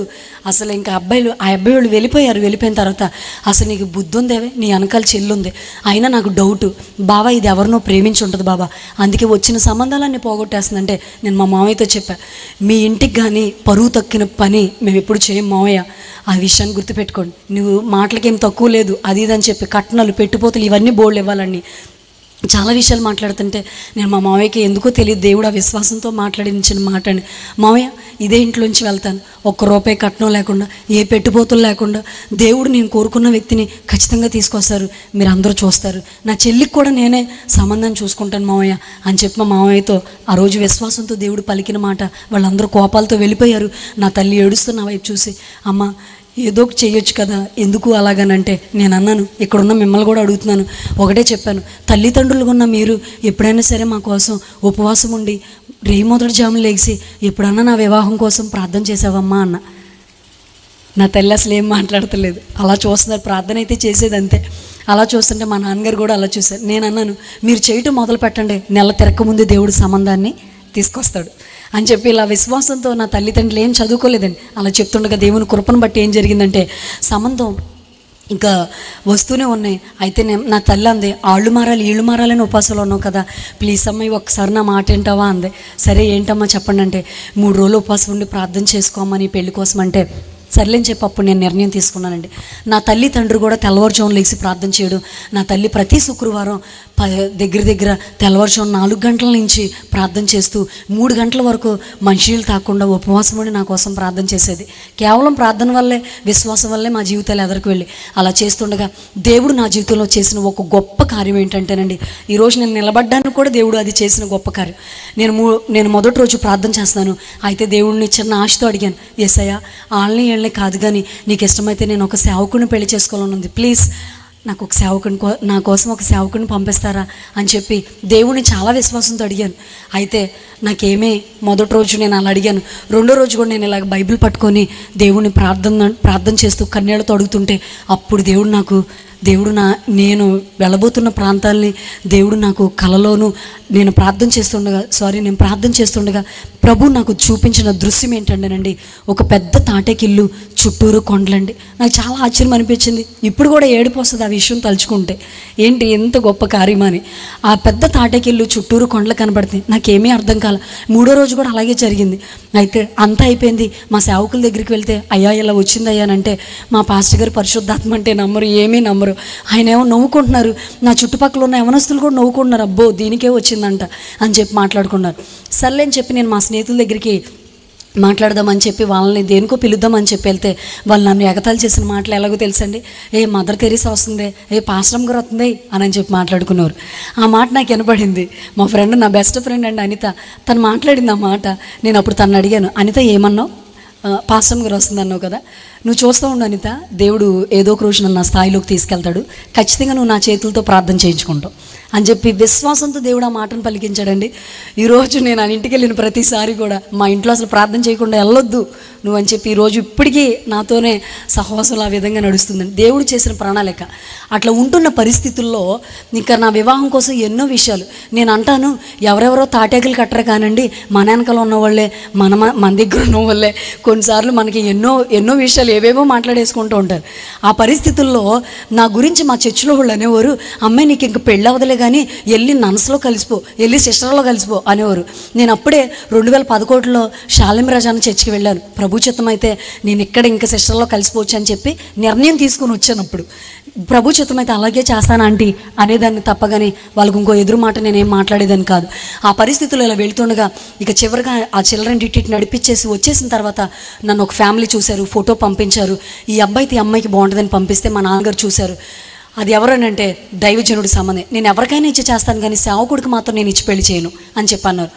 ఎందుకు నాన్న అంటే, వాళ్ళు పడే బాధలో నేను చూడలేనమ్మా, నిన్ను అసలు చూడలేను ఆ పరిస్థితిలో అని చెప్పి మాట్లాడుతుంటే, అది కాదు నాన్న ప్రార్థన చేద్దామని చెప్తుంటే, నా జీవితంలో ప్రతి విషయం ప్రార్థనే. 3 రోజులు ఉపవాసం ఉండి ప్రార్థన చేసాం, దేవుడు ద్వారాలు తెరిచారు. సునీల్ గారు అయితే వాళ్ళది కూడా ఆత్కూరేనండి, మాకులాగే విజయవాడ దగ్గరే. అయితే వాళ్ళు నన్ను చూడడానికి వచ్చారు. అతను నన్ను చూసి అమ్మ నేను ఏజెన్సీ ప్రాంతంలో సేవ చేస్తాను, నా పేరు సునీల్, మరి నన్ను చేసుకోవడం మీకు ఇష్టమేనా అని అడిగారు. నాకు ఏమీ కట్నాలు వద్దమ్మా, ఏ పోతలు పెట్టొద్దు, మిమ్మల్ని ఇచ్చి పంపిస్తే చాలు, పెళ్ళి నేనే చేసుకుంటాను అని చెప్పారు. అప్పుడు చూడంగానే నేను కన్నీళ్లతో వేడుస్తూ అతని వైపు చూసి, ఇది నిజంగా దైవ ప్రణాళిక, నాకు ఇష్టమేనండి అని చెప్పాను. దేవుని కృప, ఆ రోజు దేవుడు మాకు ఆ విధంగా జత చేసి 2015 ఆగస్టు 27వ తారీఖున మేము ఎలా అయితే ఇక్కడికి కొవ్వూరు వచ్చేసామో, వాళ్ళు కూడా 2000లో వాళ్ళు కాకినాడ అనే ప్రాంతం దగ్గరికి వాళ్ళు ఒక పని నిమిత్తం వాళ్ళు అక్కడికి వెళ్ళిపోయారండి. ఆ పరిస్థితులు దేవుడు మా కుటుంబాన్ని ఇలా జత చేయడం, నా వివాహం 2015 ఆగస్టు 27వ తారీఖున సునీల్ గారితో నాకు వివాహం జరిగిందండి. ఆ వివాహం అయిపోయిన తర్వాత 15 రోజులు మా మాత్రమే నన్ను అత్తగారి ఇంటికాడ ఉంచారు. సుమ బట్టలు సదురు, బ్యాగ్ సదురు, మనం పరిచర్య నిమిత్తం ఏజెన్సీ ప్రాంతం వెళ్ళిపోవాలి అని చెప్పారు. సరే అండి అని చెప్పి సదిరాను. మా అత్తయ్య మావయ్య అందరూ గొడవ పెట్టారు. అప్పుడే పిల్లని అడవుల్లోకి తీసుకెళ్తావా, ఆ పిల్లకి ఏం తెలుసురా అని చెప్పి ఇది అది అని చాలా మాట్లాడారు. నాన్న, సుమన్ నేను పెళ్లి చేసుకుందే మీకు కోడలుగా ఇంటికాడ చాకరీ చేయడానికి కాదు, కానీ ఆవిడ ఏజెన్సీ ప్రాంత ప్రజల్లో దేవుని పరిచర్య చేయాలని తనని వివాహం చేసుకున్నాను అని చెప్పి మాట్లాడుతుండగా, ఇప్పుడు మేము చేస్తున్న ఈ ఏజెన్సీ పరిచర్య గోపాలరావు గారు అనే ఒక దైవజనుడు అండి. అతను ఎవరో కాదు, సునీల్ గారి యొక్క తాతయ్య మిక్కిలినేని గోపాలరావు గారు అని చెప్పి ఆయన అన్నపూర్ణ స్టూడియోలో ఎడిటర్గా ఉండేవారండి. బాగా పాత మూవీస్లో ఎడిటర్ మిక్కిలినేని గోపాలరావు గారు అని వస్తుంది అనమాట ఖచ్చితంగా. అయితే కొన్ని కోట్లకి ఆయన వారసుడు. విజయవాడలో ఆయనకు ఒక ఇన్స్టిట్యూట్ ఉండేది. ఆ పరిస్థితుల్లో ఆయన చేస్తూ ఉండగా ఆ ఇన్స్టిట్యూట్లో అగ్ని ప్రమాదం వల్ల ఆయన చనిపోయాడండి. చనిపోయిన తర్వాత చుట్టుపక్కల వాళ్ళందరూ హాస్పిటల్కి తీసుకెళ్లారు. ఇక బతకడం కష్టమండి, తిరిగి ఇంటికి తీసుకెళ్ళిపోండి అని చెప్తే, ఇక ఆ ఇంటికి తీసుకెళ్ళిపోయే సందర్భంలో ప్రభువుని నమ్ముకున్న కొంతమంది సేవకులు, విశ్వాసులు వెళ్ళి, అయ్యా అతని గురించి మేము ప్రార్థన చేస్తాం, యేసయ్య గొప్ప దేవుడు బ్రతికిస్తాడు అని అంటే, విశ్వాసంతో వాళ్ళు వెళ్ళి ప్రార్థన చేస్తే దేవుడిచ్చిన మహాకృప అతన్ని తిరిగి దేవుడు నార్మల్కి తీసుకెళ్లారు. మళ్ళీ తిరిగి హాస్పిటల్కి తీసుకెళ్తే మళ్ళీ రిపోర్ట్స్ అన్నీ దేవుని కృప ఏంటో తెలుసండి, చనిపోతాడనే రిపోర్ట్స్ దేవుడు నార్మల్గా ఇచ్చేసి దేవుడు సజీవుడిగా బతికించాడండి. హల్లెలూయా. ఇది చాలా గొప్ప అద్భుతం. మీకు చిన్న విషయం అనొచ్చు, నేను చాలా టూకీగా చెప్పిన విషయం, చాలా అద్భుతం. అసలు అలాంటి వ్యక్తి మారడమే చాలా కష్టం. ఆ పరిస్థితుల్లో అతను ఇంకా ఇంటికి సజీవుడిగా వచ్చాడండి. డాక్టర్లు కూడా, అందులో చాలామంది నర్సులు కూడా ప్రభువునందు విశ్వాసం ఉంచున్న వాళ్ళు కూడా అందులో చాలామంది ఉన్నారు. అతను తిరిగి ఇంటికి వచ్చేసాడు. అతనితో ఒక స్వరం మాట్లాడుతుంది, గోపాల్, నేను ప్రభువైన యేసుక్రీస్తుని, నేను సజీవుడిగా బతికించాను, నేను నీకోసం మరణించి తిరిగి లేచాను, నేనే మార్గాన్ని, సత్యాన్ని, జీవాన్ని, నా ద్వారా తప్ప తండ్రి దగ్గరికి ఎవరూ లారారు, నేను నిన్ను ఏర్పరచుకున్నాను, నువ్వు నా పని చేయాలంటే. అప్పుడు ఆయన మాట్లాడిన మాట, నువ్వు నిజంగా దేవుడు అయితే నన్ను చూసావా, ఒళ్ళంతా కాలిపోయిన మచ్చలో నేను రోడ్డు మీదకి వెళితే నన్ను చూసి ప్రజలందరూ పారిపోతారు. అప్పుడు ఆయన ఒక నిర్ణయం తీసుకున్నారంట, నువ్వు నిజంగా దేవుడు అయితే టోటల్ నా బాడీలో ఇంత కాలిపోయిన మచ్చ లేకుండా నువ్వు స్వస్థపరచు, అప్పుడు నేను నమ్ముతాను, నువ్వేం చేయమంటే అది చేస్తా, నువ్వేం వదిలేసుకోమంటే అది వదిలేస్తాను అని చెప్పి ఆయన ఒక నిర్ణయం తీసుకుంటే, కొన్ని రోజులు, కొన్ని నెలలు గడుస్తుండగానే ఏ వైద్యం వాడకుండానే దేవుడు ఒక్క పెది మీద తప్ప టోటల్ బాడీలో ఎంత కాలిపోయిన మచ్చ కూడా లేకుండా దేవుడు మళ్ళీ నార్మల్ స్థితిలోకి తీసుకొచ్చాడండి. దేవునికి మహిమ కలుగును గాక. ఇవి కట్టుకథలో, పెట్టకథలో, అబద్ధాలు కాదు, సాక్షాత్తు ఇవి వారి యొక్క జీవితాల్లో జరిగిన నిజ జీవిత యొక్క సంఘటన అండి ఇది. ఆ పరిస్థితిలో అలా అయిపోయిన తర్వాత తన భార్యకి చెప్పాడు, ఒకే ఒక కూతురు, అమ్మాయి బట్టల సదురు, సామర్లకోట అనే ప్రాంతం దగ్గరికి ప్రభు నన్ను పరిచర్యకి వెళ్ళమంటున్నాడంటే తన భార్య మాట్లాడిన మాటలు, ఛీ నేనా, కులం కానీ కులంలోకి వెళ్ళు, మతం కానీ మతాన్ని అంటించేసుకున్నాం, నేను నా కూతురు ఎక్కడన్నా చచ్చిపోతాం కానీ నీతో అసలు తిరిగి మేము రాము అని చెప్పంటే, ఆస్తిలో చిన్ని గవ్వ కూడా ఇవ్వమంటే గోపాలరావు గారు అయ్యగారు ఎంతో బతిమలాడాడు. అయినా సరే ఆవిడ రానంటే తన తల్లిని తీసుకొని ఒక కట్టుబట్టలతో తను తిరిగి సామర్లకోట వెళ్ళి 1978లో సేవా పరిచర్ని అక్కడ ప్రారంభించారండి. క్రాస్ ప్రేయర్ మినిస్ట్రీస్ అని ఒక మంచి మినిస్ట్రీని ఆయన ప్రారంభించారు. నేనే ఆశ్చర్యపోయాను. మొన్న సడన్గా నేను అక్కడికి వెళ్ళినప్పుడు, నువ్వు గోపాలరావు గారు మనోరాలువమ్మ అని చెప్పి మాట్లాడుతుంది. ఎంత పెద్ద మందిరమో, అసలు అది ఎలా వెళ్ళిపోయింది వాళ్ళ చేతుల్లోకి అని నాకు చాలా ఆశ్చర్యం అనిపించింది. చాలా పెద్ద మినిస్ట్రీ, చాలా పెద్ద వ్యవహారం అక్కడ జరుగుతుంది. అలాంటిది మా తాతయ్య గారు ఒకళ్ళని పెంచుకోవడం, అక్కడ అతన్ని దత్తత తీసుకోవడం, అదన్నీ అతని వైపు వెళ్ళిపోవడం. ఆయన సువార్త, అతని విజన్ ఏంటంటే అన్యులకి, ప్రత్యేకంగా అన్యులకి సువార్త చెప్తూ ఉండేవారు. ఆయన ఒక విషయం చెప్పాడంటే ఖచ్చితంగా జరిగిపోయేది. నేను ఇప్పటికొచ్చి అలాంటి సేవకుడు నేను ఎక్కడా చూడలేదు కూడా. వాళ్ళు చెప్తూ ఉంటే నాకు చాలా ఆశ్చర్యం అనిపిస్తుంది. ఒక మాట చెప్పాడంటే అది ఖచ్చితంగా జరిగిద్దని. మా సంఘంలో కృపాని అని చెప్పి అంటాడు. అతను మావయ్య అని పిలిచేవారు. మావయ్య నేను బండి కొనుక్కోవాలి అంటే, ఏ నెంబర్ కావాలరా అని అడిగేవారు. అంటే ఇక నెంబర్ ఏమన్నా ఆయన ఇస్తాడా? నెంబర్ ఎవరు ఇస్తారు? షోరూమ్ కూడా ఇస్తాడా? వాళ్ళు ఇస్తారు కదా. నెంబర్ కావాలని అడిగితే నాకు అతనికి 37 అంటే బాగా ఇష్టం అంట. నువ్వు వెళ్ళరా, నీకు 333 అను 7 వస్తుంది అని చెప్పాడంట. అలా వెళ్ళిన తర్వాత ఎగ్జాక్ట్గా ఖచ్చితంగా అలా జరిగింది. అలాగా ఆ విశ్వాసంతోనే ఇంకా ఆయన దగ్గరికి కోకొల్ల ప్రజలు ఆ విశ్వాసంతో ఆయనకి దశం భాగాలండి ఇళ్ల స్థలాలు ఇచ్చేసేవాళ్ళు. ఇళ్ల స్థలాలు ఏంటి, బిడ్డలనేంటి సమర్పించేసి ఎంతో ఆయనకి ఎంతలాగంటే ప్రభు కృపను బట్టి చాలా బలమైన సేవ చేస్తుండగా ఒకరోజు దేవుడు అతనితో మాట్లాడి, గోపాల్, ఇదిగో ట్రైబల్స్ ఏరియా ఏజెన్సీ ప్రాంతం, నా నిమిత్తం నువ్వు అక్కడికి వెళ్ళాలి. అయితే ఆ ప్రాంతం నువ్వు కాలినడకన వెళ్ళాలి. అక్కడ ఏ సౌకర్యాలు ఉండవు, అక్కడ ప్రజలు చాలా భయంకరమైన పరిస్థితుల్లో ఉన్నారు అని అంటే, ప్రభు మీకు ఇష్టమైతే ఖచ్చితంగా నేను ఆ ప్రాంతానికి వెళతానని చెప్పి ఆయన బయలుదేరి వెళుతున్నారండి. ఆయన అక్కడికి వెళ్ళిన సంవత్సరం 1990లో గోపాలరావు గారు రంపచోడవరం దగ్గర, మీకు ఎప్పుడైనా అంటే ఒకవేళ చూడాలనిపించుకుంటే యూట్యూబ్లో రంపచోడవరం మారేడుమిల్లి అనే ప్రాంతాలు కొడితే ఆ ప్రాంతాలు మీకు కనిపిస్తూ ఉంటాయి. రంపచోడవరం నుంచి లోపలికి 5 కిలోమీటర్లు ఎర్రంరెడ్డి అనే ప్రాంతం దేవుడు స్పష్టంగా చూపించాడు, చెప్పారు ఆ ప్రాంతానికి వెళ్ళమని. అయితే ఆ ప్రాంతం ఎంత భయంకరమైన ప్రాంతం అంటే చెడుపు, చిల్లంగి, చాతబడితనం, మనుషుల వశీకరణ, మనుషులు రక్తం తాగడం, మనుషులు సంవత్సరానికి వచ్చి బలివ్వటం, పచ్చి మాంసాన్ని కూడా తింటున్న ప్రజలండి అక్కడ. ఇప్పుడు నేను ఇవన్నీ చెప్తున్నవి వాస్తవాలు మీరు నమ్మకపోయినా నాకేం పర్లేదు, కానీ నేను ఇక్కడ నిజం చెప్తున్నాను. అక్కడ అర్ధరాత్రులు ప్రయాణం చేయాలన్నా చాలా భయం అనమాట, ఆ పరిస్థితులు అనమాట. గోపాలరావు గారు అక్కడికి వెళ్ళారు. అయితే అక్కడ ప్రజల యొక్క ఆహారం ఏంటంటే జొన్నలు, రాగులు, సజ్జలు, కొర్రలు, గంటెలు, ఇవి వాటిని భుజిస్తూ ఉండేవాళ్ళు. ఇక రైసు అనేది వాళ్ళకి తెలియదండి. అయితే ఇట్లా ఉంటుండగా ఆయన అక్కడికి వెళ్ళారు. ఆడవాళ్ళు అయితే సరైన వస్త్రధారణ ఉండేది కాదు, చంటి పిల్లలు కాదు, సరిగ్గా బట్టలు ఉండేవి కాదు, అసలు ఏ సౌకర్యాలు ఉండేవి కాదు. ఆయన అక్కడికి వెళ్ళటం చాలామంది ప్రజలు ఆయన విచిత్రంగా చూశారంట. అయితే వాళ్ళని ఎలా ఆకర్షించుకోవాలని చెప్పి నిజంగా దేవుడిచ్చిన జ్ఞానంతో ఆయన జ్ఞానంగా నడుచుకొని అక్కడ వాళ్ళకి ముందు ఫ్రూట్స్ ఇవ్వడం, వాళ్ళకి ఏదో ఒకటి ఇవ్వటం, వాళ్ళకి బట్టలు ఇవ్వటం, ఇవన్నీ చేస్తూ ఉండగా వాళ్ళందరూ ఒక రోజు అడిగారంట, ఇవన్నీ ఎందుకు ఇస్తున్నారయ్యా, మీరు ఎక్కడి నుంచి వచ్చారంటే ఫలానా విజయవాడ ప్రాంతం నుంచి, సామర్లకోట అనే ప్రాంతం నుంచి నేను వచ్చానమ్మంటే, మరి ఇవన్నీ మాకు ఎందుకు ఇస్తున్నారు మీరు ఇంత ప్రేమించి, ఎంత కాలినడకన. మా తాతయ్య గారండి 70 కిలోమీటర్ల కాలినడకనంటే పైన షర్టు తీసి భుజం మీద వేసుకొని ఒకరోజు ఆ అడవులు వెళ్తుంటే ఒక గాండ్రిస్తున్న పెద్ద పులి ఆయనకి ఎదురు పడితే ఒక రాత్రంతా చెట్టు పైకెక్కి అలాగే కూర్చున్నారంటే అండి, అది వెళ్ళిపోయే వరకు. ఒకరోజు ఆ ఊరికి దగ్గరలో వెళదామనుకుంటే పెద్ద వాగు, అక్కడ వాగులు సడన్గా వచ్చేస్తాయండి. ఆ వాగులో ఒక చెట్టు కొమ్మను పట్టుకొని అర్ధరాత్రి వాళ్ళు కూడా అలా వేలాడుతూనే ఉండిపోయారండి. గోపాలరావు గారు చాలా కష్టాలు ఆయన అనుభవించారు అక్కడికి వెళ్ళిన తర్వాత. ఫోన్ సిగ్నల్స్ ఉండవు, కరెంట్ ఉండదు, మినరల్ వాటర్ మంచినీళ్ళు తెచ్చుకోవాలంటే దగ్గర 30 కిలోమీటర్లు మేము బయటికి వెళ్ళాలండి. ఏమీ దొరకవండి అక్కడ. ఆ ప్రాంతానికి ఆయన వెళ్ళారు. ప్రజలందరూ అలా అడుగుతుంటే అప్పుడు ఆయన అన్నారు, ఇవి నేను కాదు కానీ ఇచ్చేది, మరి ఎవరయ్యా అంటే నాలో ఒకరు ఉన్నారు, ఆయన ఇస్తున్నారు అని చెప్పాడు ఆయన జ్ఞానంతో. ఎవరయ్యా, ఆయన మాకు కావాలి అని అంటే అప్పుడు ఆయన చెప్పారు, ఆయన ఎవరో కాదు, ప్రభు అయిన యేసుక్రీస్తు, మీరు విశ్వసిస్తే నమ్మితే మీ పరిస్థితులు మార్చబడతాయని చెప్పారంట. చప్పట్లు కొట్టి ప్రభు నామని మహిమపరుద్దామా. దేవునికి మహిమ కలుగును గాక. జ్ఞానం లేని వాళ్ళండి, మోటోళ్ళు, మొరటోళ్ళు, ఏజెన్సీ ప్రాంత ప్రజలు, ఒక మాటతో చెప్పాలంటే అడవి ప్రాంత ప్రజలు, గిరిజన ప్రాంత ప్రజలు, వాళ్ళకి ఏమీ తెలియదు. అలాంటి ప్రజలు ప్రభు మాటను బట్టి, నిజంగా సేవకుల్లో దేవుడు పలికించిన మాటను బట్టి విశ్వాసంతో అలా కొద్దిగా వాళ్ళందరూ రక్షించబడ్డం.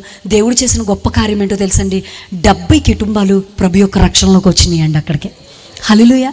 ఇంకో మాట చెప్పనా, అక్కడ పచ్చి నాటుసారా కాసుకొని తాగుతారండి. మగవాళ్ళు ఎంత ఎక్కువ తాగుతారో ఆడవాళ్ళు కూడా అంత ఎక్కువ తాగుతారు. అలాంటి పరిస్థితులు అనమాట, చాలా ఎక్కువగా తాగుతూ ఉంటారు. పిల్లలు పచ్చి నాటుసారాకి, కళ్ళుకి బానిసలైపోతారండి. పచ్చి నాటుసారా కళ్ళుకి బానిసలైపోయి ఉంటారు. ఒక 20 సంవత్సరాలు 21 సంవత్సరం వచ్చేస్తే వాళ్ళు చనిపోతారండి. అలాగా మొన్న రీసెంట్గా 2-3 పిల్లలు అలాగే చనిపోయారు. చాలామంది కూడా అట్లాగే ఆ స్థలాల దగ్గర అలాగే మృతి చెందుతున్నారు. ఆ పరిస్థితుల్లో అక్కడికి వెళ్ళడం, తర్వాత మనుషులు వశీకరణ, రక్తం తాగే మనుషులు, అర్ధరాత్రి సమయం ఉంటే ఇళ్ళు అక్కడ పెద్దగా దగ్గరగా ఉండవండి, దూరంగా ఉండుంటాయి. మేము ఉండే ప్రాంతాల్లో 9 ఇళ్ళు ఉంటే ఒక ఊరు, ఒక 25 ఇళ్ళు ఉంటే ఒక ఊరు, ఒక 5 ఇళ్ళు ఉంటే ఒక ఊరు, ఒక 70 ఇళ్ళు ఉంటే ఒక ఊరు అనమాట. మా ఊరు వచ్చి దగ్గర ఒక 70 ఇళ్ళు అట్లా ఉంటాయండి, అంతే. ఇంకెక్కువగా ఉండవు, అవి కూడా దూరంగా ఉంటాయి. అక్కడ ఎట్లా ఉంటారంటే వితౌట్ డ్రెస్, నగ్నంగా ఉంటారు. నైట్ అయిపోతే వాళ్ళు కొన్ని శక్తులు నేర్చుకొని ఏ ఇల్లు అయితే ఒంటరిగా ఉందో ఆ ఇంటి దగ్గరికి వెళ్ళటం, మెడ మీద లేదా వేళ్ళ మీద, కాళ్ళ మీద ఎక్కడో చోట రంధ్రం చేసుకొని రక్తాన్ని తాగుతారండి. ఆ పరిస్థితిలో ఒకవేళ తాగుతున్నప్పుడు వాళ్ళకి ఏమన్నా స్పృహ వస్తే ఆ నాలుక పట్టుకొని అమాంతంగా లాగేస్తారు.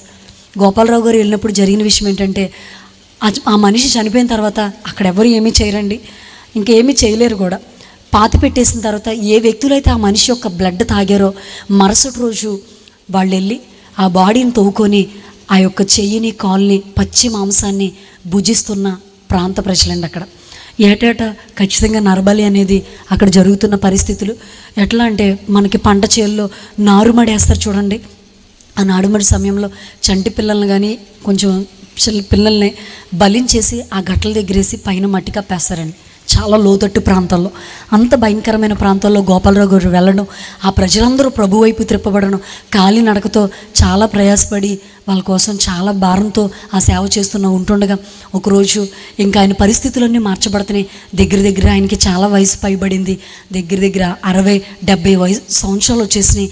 ఆయన సంఘంతో చెప్తున్నాడు, చెప్పేస్తున్నాడు, ప్రభు నన్ను వచ్చేయమంటున్నాడు, పలానా టైంలో పలానా వారంలో నేను యేసయ్య దగ్గరికి వెళ్ళిపోతున్నాను అని అంటే వాళ్ళు బోర్ని ఏడ్చేశారండి. అయ్యా అలా మాట్లాడకండి అయ్యా, మీరు లేకపోతే ఈ అడవులోకి వాక్యం చెప్పడానికి మమ్మల్ని బలపరచడానికి ఎవరు వస్తారు? మీరు చెప్పిన ప్రతి మాట మా జీవితంలో జరిగిందయ్యా అని చెప్పారు. మీకు విశ్వాసంతో చెప్పండి ఒక్క మాట, స్కూల్కి పిల్లలు వెళ్ళాలంటే 4 కిలోమీటర్లు నడిచి వెళ్తారండి. అక్కడికి చెప్పులు కూడా ఉండవు వాళ్ళకి. మా సండే స్కూల్కి నడిచి రావడానికి నా మొబైల్స్లో వీడియోస్ ఉన్నాయి, మొన్నే తీశాను కూడా. నాకు అప్పటి వరకు తెలియదు నిజంగా వాళ్ళంత కష్టపడి ఆ ముళ్ళల్లోంచి ఆ తుప్పల్లోంచి చెప్పులు కూడా లేకుండా ఆసక్తితో సండే స్కూల్కి నడుచుకుంటూ వస్తారండి. అంత భయంకరంగా ఉంటుంది. అలాంటి పరిస్థితుల్లో అలా ఉంటుండగా ఆ ప్రాంత ప్రజలందరూ మార్చబడ్డారు, పరిస్థితులన్నీ మార్చబడ్డాయి, రోడ్లు పడ్డాయి, కరెంట్ వచ్చింది. ఎక్కడికైనా ప్రార్థనకి వెళ్ళాలంటే తాటాకులు వెలిగించుకొని వచ్చేవారంటండి. ఒక తాటాకు అయిపోయిన తర్వాత ఇంకో తాటాకు అయిపోయిన తర్వాత ఇంకో తాటాకు, అలా ప్రార్థనలకు ఆసక్తిగా వచ్చేవారు. ఒక మాటతో చెప్పాలంటే మన ఇంటి పక్కనే ఉంటుంది చర్చి. మాట్లాడరేంటి అమ్మ? మాకు ప్రార్థన ఎప్పుడు జరుగుతుంది తెలుసా? ఆదివారం 5 ఆరాధనలు. నాకు మా ప్రార్థనలు తెల్లవారుజామున 4:30కి స్టార్ట్ అవుతాయి. నేను వెళ్ళకముందే మా పిల్లలు వచ్చి అక్కడ సిద్ధపడతారు. వాళ్ళు మనకులాగా మంచిగా సిటీలో వీటిలో పెరగలేదు. ప్రభు విలువ తెలిసిన వాళ్ళు ప్రభు ఇచ్చిన ఆ యొక్క సమయాన్ని పోగొట్టుకోరు. ఆమేన్. ఖచ్చితంగా. ట్రైన్కి వెళ్ళాలంటే బస్సుకి వెళ్ళాలంటే ముందుగానే ఉంటారుగా. ట్రైన్ 9 గంటలకి. ఎన్నింటికి ఉంటారు? 9:30కి ఉంటారా? 8:30కి అంటే ఇంకా 8ంటికి వెళ్ళిపోయిన వాళ్ళు ఉంటారు, కంగారు వాళ్ళు ఉంటారుగా కొంతమంది. ముందే వచ్చేద్దే, అంత గంట ముందే వచ్చేద్దే వెళ్ళిపోయేవాళ్ళు. నేను అంటాను, లోక సంబంధమైన వాటిపైన అంత ఆసక్తి ఉంటే పర సంబంధమైన వాటిపైన నీకు ఆశ లేకపోతే పరలోక రాజ్యంలో నువ్వు ప్రవేశించడం చాలా కష్టం. దయచేసి మరలా చెప్తున్నాను, ఆ విషయాన్ని గమనించండి.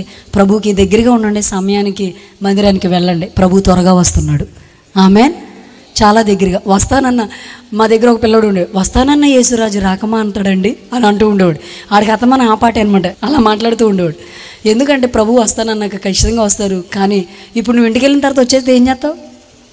అయ్యో అప్పుడే ఎందుకంటే నాకు మారు మనసు లేదు, ఇంకా బాప్తిసం లేదు, ఇంకా వెనకేస్తున్నానండి అని చెప్పి అనుకుంటే ఏమీ లేదు. రేపు ఏమి జరుగునో నీకు తెలీదు. ఎప్పుడే దేవుడు సిద్ధపడమని చెప్పాడు. అలా గోపాలరావు గారు చెప్పేసిన తర్వాత 2009 నవంబర్ 14వ తారీఖున సామర్లకోటలో వెళ్ళారు. ఆయన కోసం ఎంత చిల్లి గవ కూడా సంపాదించుకోలేదండి. ఒక టేబుల్ మీద అట్లా చేతులు ముడుచుకొని పడుకున్న వ్యక్తి అట్లాగే ప్రశాంతంగా ప్రభు దగ్గరికి వెళ్ళిపోయారు. ఈ విషయం తెలిసిన ఆ ఏజెన్సీ ప్రాంత ప్రజలందరూ వచ్చి సమాధి కార్యక్రమం అయిపోయింది, తిరిగి ఎవరిళ్ళకి వాళ్ళు వెళ్ళిపోయారు. కానీ చనిపోయిన సేవకుడు ఒక మాట చెప్పేసి వెళ్ళిపోయాడు. వాళ్ళకి చనిపోయిన సేవకుడు ఒక మాట చెప్పేశాడు. ఏమని చెప్పాడంటే, నేను లేకపోయినా సరే నా కుటుంబంలోంచి నా వంశంలోంచి యవనస్తులు వస్తారు, వాళ్ళే ఆ సేవా పరిచయాన్ని జరిగిస్తారా, నమ్మకంగా ఉండండి, విశ్వాసంతో ఉండండి, కదిలిపోవద్దు అని చెప్పి వెళ్ళిపోయారండి. వెళ్ళిపోయిన తర్వాత ఇక సునీల్ అయ్య గారు అప్పటికి సేవా పరిచయంలోకి వెళ్ళలేదండి. గోపాలరావు గారు యొక్క మనవడు సునీల్ గారు సేవా పరిచయంలోకి వెళ్ళ కాకినాడ పోర్టులో మంచి ఉన్నతమైన ఉద్యోగం చేస్తున్నాడు. తన తల్లిదండ్రులు చెప్పారు, మీ తాతయ్య చనిపోయారు, ఏజెన్సీలో సేవకులు లేడరా, వాళ్ళకి పాపం నడిపించేవాళ్ళు లేరా, వెళ్ళరా వాళ్ళ కోసం అంటే, నేనా భుజాన్ని ఒక సంచి తెచ్చుకొని ఆ ఇంటికి తిరిగిన కర్మ నాకు పట్ల, నాకు మంచి ఉన్నతమైన ఉద్యోగం, అయినా అక్కడికి నన్ను వెళ్ళమంటారేంటి? సిగ్నల్స్ ఉండవు, మంచినీళ్ళు దొరకవు, అక్కడ ఏ సౌకర్యాలు ఉండవు, అసలు ఏమీ దొరకవు, కూరగాయలు కూడా దొరకండి. మాకు వారంలో ఒక చోట సంత జరిగిద్ది, అక్కడికి వెళ్ళి తెచ్చుకోవాలి మేము వెళ్ళి. కొన్నిసార్లు నేను 70 కిలోమీటర్లు బయటకు వెళ్తాను సండే, అప్పుడు నాకు కావాల్సిన సరుకులన్నీ నేను తెచ్చుకుంటాను. ఆ పరిస్థితులు అవన్నీ వివరిస్తుంటుంటే ఆయన అన్నాడు, ఇంక నేను చేయను, నేను ఉండలేనమ్మా అని చెప్పి విషయాలు మాట్లాడుతూ హైదరాబాద్ వెళ్ళిపోదామని చెప్పి ఇంకో జాబ్ చేసేసుకొని దానికి రిజైన్ చేసుకొని వెళ్ళిపోదామని చెప్పి పెట్టుకున్నారు. అక్కడి నుంచి లెటర్ వచ్చింది హైదరాబాద్ వెళ్ళిపోవడానికి. ఇక సిద్ధపడిపోతున్నారు. దేవుడు ఎలాంటి వాళ్ళు నేను ఊరుకోరు. మరలా చెప్పేది ఏంటంటే, దేవుడు కొట్టకుండా వచ్చేస్తే బెటర్ కదా, అంతేనా? దేవుడు కొట్టకుండా ఏమీ చేయకుండా చక్కగా మంచిగా వచ్చేస్తే చాలా బాగుంటుంది. లేకపోతే అపోస్తులైన పౌలు పరిస్థితి ఏమైందో తెలుసా? మంచిగా చెప్పినప్పుడు వినలేదు అయ్యగారు, గుర్రం మీద వెళ్తున్నప్పుడు సాజి కొట్టాడు దేవుడు, అవునా కదా? అంటే కొట్టించుకునేదాకా మనం వెళ్ళకూడదు. దేవుడు చాలా ప్రేమతో పిలుస్తున్నాడు ఆయన దగ్గరికి రమ్మని. ఆమేన్. ఆ పరిస్థితులు అతను చూడండి, అలా పడ్డం. అప్పుడు నువ్వెవరో ప్రభు అని అంటాడు. సౌలా సౌలా, ఎలా నన్ను హింసిస్తున్నావు, ఎందుకు నా పిల్లల్ని ఇలా బాధపెడుతున్నావు అంటే నువ్వెవరవయ్యా అని అడుగుతాడు. అయ్యగారికి ఇంకా మొత్తం కళ్ళు దిమ్మ తిరిగిపోయినట్టు అయిపోయింది. 3 రోజులకి కళ్ళు కనపడకుండా ఉన్నాయి. నిజంగా చూడండి, అప్పుడు వరకు కూడా చేసిన పరిస్థితులన్నీ అనుభవించేశాడు 3 రోజుల్లో కళ్ళు కనపడకుండా. 3 రోజులు అనుభవించాడు. అప్పుడు వరకు నిండు చూలాలని కడుపులో ఏమండి కత్తి, ఇది నిఘంటు తెలియచేసిన మాట, కొంతమంది చరిత్ర చదివినప్పుడు కొంతమంది సేవకులు చెప్పిన మాట, ఆ యొక్క నిండు చోళాలు 9 నెలల గర్భిణీతో ఉన్న ఆవిడిని పొట్ట కోసి లోపల పిండాన్ని తీసి చంపేసిన కిరాతకుడు. నేను అంటాను, అలాంటి కిరాతకుడే మారాడంటే మనం మారమా? ప్రభుని ఇంట్లో వాళ్ళని మార్చరా? నీ బిడ్డల్ని, నీ భర్తని, నీ కుటుంబ సభ్యుల్ని, నీ బంధువుల్ని దేవుడు మార్చగలిగిన సమర్థుడు. హల్లెలూయా. ఆ పరిస్థితుల్లో ఇట్లా ఉంటుండగా ఇక ఇలా అయిపోయింది. సునీల్ గారికి ఎంత చెప్పినా అర్థం కావట్లేదు. కానీ ఒకరోజు రాత్రి తెల్లవారుజామున ఆయన బాప్తిసం తీసుకున్నాడు. దేవుడు అంటే తెలుసు, అన్నీ తెలుసు, కానీ సేవ చేయను అనే పరిస్థితిలో ఒకరోజు అప్పుడు దేవుడు చేసిన విషయం ఏంటంటే, తెల్లవారుజామున దేవుడు మాట్లాడుతున్నాడు, సునీల్, నా నిమిత్తము నువ్వు ఏజెన్సీ ప్రాంతానికి వెళ్ళాలి. నా ప్రజలు వాక్యం లేక అలవాటు ఇస్తున్నారు, నువ్వు వెళ్ళకపోతే నేను తీసుకెళ్ళి నిన్ను అక్కడ కూర్చోబెడతానని స్పష్టంగా గాంభీరంగా ఒక స్వరం మాట్లాడింది అతనితో. అందరూ చెప్పినప్పుడు విననే సేవకుడు దేవుని స్వరాన్ని వినంగానే గజగజ వణుకుతూ ఆ ఏజెన్సీ ప్రాంతాలకి బయలుదేరి వెళ్ళారు. ఆయనకి వయసు 21 సంవత్సరం అండి. ఎన్ని సంవత్సరాలు? 21 సంవత్సరం. 21 సంవత్సరం వయసు వచ్చిన యవనస్తుడు తన బ్యాగ్ పట్టుకొని ఆ ఏజెన్సీ ట్రైబల్ ఏరియాలోకి వెళ్ళడం అంటే సామాన్యమైన మాటలు కాదండి. అక్కడ బతకడం చాలా కష్టంగా ఉంటుంది. కొన్నిసార్లు నాకే ఏదో అనిపిస్తుంది, కానీ ఇది ప్రభు విశ్వాసంతో అప్పగించిన పరిచర్య, ఉండిపోవాలి, తప్పదు, దేవుని కోసం చేయాలి, ఏ బాధ అయినా సరే అని. ఆ పరిస్థితులు అట్లా ఉంటుండగా ఆ ప్రాంతానికి వెళ్ళాడు. దైవజనుడి కోసం ఎదురు చూస్తున్న వాళ్ళు చూస్తూనే ఉన్నారు. అంతకుముందు సంఘం దగ్గర జరిగిన ఒక చిన్న సిచ్యువేషన్ ఏంటంటే, ఎక్కడి నుంచో సిటీ నుంచి సేవకులు వచ్చి విన్నారంట, పెద్ద సంఘం మంచిగా ఉంటారనని. వాళ్ళు వచ్చి, అమ్మ మీకు సేవకులు లేదుగా, మమ్మల్ని నడిపించమంటారా, మిమ్మల్ని ముందుకు తీసుకెళ్ళమంటారంటే వాళ్ళు అన్నారంట, వద్దయ్యా అని చెప్పి మాట్లాడారు. అదేంటమ్మా, వాక్యం లేకపోతే, విశ్వాసంలో మిమ్మల్ని బలపరచకపోతే మీరు దిగజారిపోతారంటే, అయ్యా మేమేం దిగజారిపోట్లా, మా సేవకుడు చనిపోయిన నుంచి మేము ఇంటింటికాడ ప్రార్థనలు పెట్టుకొని ఇట్లా జరిగిస్తున్నాం. సరే అమ్మా, అలా ఎన్నాళ్ళు గడుపుతారు, వాక్యం చెప్పేవాళ్ళు మీకు ఉండాలి కదా, మీకంటూ బాప్తిసం ఇచ్చే సేవకులు ఉండాలి కదా అని చెప్పారు. అయ్యా వస్తారయ్యా అని చెప్పారు. అదేంటమ్మా వస్తారంటమేంటి అని అంటే, లేదయ్యా చనిపోయిన మా సేవకుడు ఒక మాట చెప్పాడు అన్నారు. ఏమన్నారండి? చనిపోయిన మా సేవకుడు ఒక మాట చెప్పారు. ఏం చెప్పారమ్మా అంటే, ఆయన ఒకటే మాట చెప్పారు, అరే నేను చనిపోయిన తర్వాత నా కుటుంబంలోంచి, నా వంశంలోంచి యవనస్తులు వస్తారు, వాళ్ళు ఈ సేవను జరిగిస్తారని చెప్పారయ్య అంటే, అవునమ్మా ఇప్పటికే చనిపోయి చాలా నెలలు అవుతుంది కదా, ఇంకా ఎంతకాలం చూస్తారు అని అంటే, లేదయ్యా ఎంతకాలం చూస్తామో చెప్పమా, వాళ్ళు ఎన్ని నెలలు సేవకుడు లేకుండా ఉండిపోయారు తెలుసండి. ఆ ఏజెన్సీ ప్రాంత ప్రజలు ఎన్ని నెలలు సేవకులు లేకుండా ఉన్నారంటే, దగ్గర 9 నెలలు దైవజనుడు లేకుండా, విశ్వాసాన్ని సలగిలిపోకుండా అక్కడే కట్టబడిన ఒక వృక్షంలాగా నిలబడిపోయారు. వాళ్ళు చెప్పిన మాట మరి ఎంతకాలం చూస్తారమ్మా అని అంటే, వాళ్ళు విశ్వాసంతో ట్రైబల్ ఏరియాలో జ్ఞానం లేని వాళ్ళు మాట్లాడిన మాట అండి, దేవుడు పంపించే వరకు, యవనస్తులు వచ్చే వరకు పట్టు విడవక ప్రార్థన చేస్తామని చెప్పారు. హల్లెలూయా. పట్టు విడవకుండా చేస్తామని చేశారు. వారి యొక్క కన్నీటి ప్రార్థనే ఈరోజు. ఎందుకనంటే, మా బతుకున్న పాస్టర్ గారు చెప్తుంటేనేంటలేదు ఇప్పుడు ప్రజలు, ఏమండి బతుకున్న సేవకుడు నిలబడి, అమ్మా ఇదమ్మా నా పరిస్థితి, ఇట్లా అమ్మా ఇలా చేయండి అమ్మా అని చెప్తుంటేనే నమ్మట్లేదు. ఒక విషయం చెప్తాను, మా మరిది గారు ఉన్నారు, మా చెల్లిని ఒక మంచి సేవకుడికి ఇచ్చి పెళ్లి చేసామండి. అతను మంచి పరిచర్య చేస్తున్నాడు. అయితే ఆ ఊరిలో ఒక ఆయన సంఘానికి యాంపుల్ వైర్ కొనిచ్చాడు చిన్నది. అతను ఈ విషయం నేను చాలాసార్లు చెప్తుండే, ఎందుకంటే మిమ్మల్ని బలపరచడానికి. అతను ఏం చేసేవాడు అంటేనంట, అయ్యగారు మరి యాంపుల్ వైర్ కొనిచ్చాను కాబట్టి ఫస్ట్ పాట ఎవరికి ఇవ్వాలి, యాంపుల్ వైర్ కొని వచ్చినోడికి ఇవ్వాలి, అంతేనా? మాట్లాడరేంటి? మరి ఇవ్వాలి తప్పదు అక్కడ, లేకపోతే యాంపుల్ వైర్ వెళ్ళిపోద్ది. ఆ పరిస్థితుల్లో సరేలేని చెప్పి అయ్యగారు ఆ పరిస్థితి అర్థం చేసుకున్న అతను చక్కగా, అయ్యా మరి నేను పాట ఇవ్వాలంటే మరి ఆర్కెస్ట్రాలో వెళ్ళిపోయేటప్పుడు నువ్వు రాకూడదు, ఆర్కెస్ట్రాలో ఉండగానే ముందుగానే వచ్చి నువ్వు చక్కగా పాడేసి వెళ్ళిపోవాలంటే సర్లేని చెప్పి అన్నారు. 3 రోజులు ఇలాగే సభలు జరుగుతున్నాయి. ఫస్ట్ రోజు వచ్చాడు, బాగానే అయిపోయిందండి. 2వ రోజు వచ్చాడు. ఎప్పుడు వచ్చాడు అంటే కరెక్ట్గా వాకింగ్ చెప్పేటప్పుడు వచ్చి చివరిలో కూర్చున్నాడు. పాస్టర్ గారు ఇంకా మిర్రుని చూస్తున్నాడు. ఎందుకని?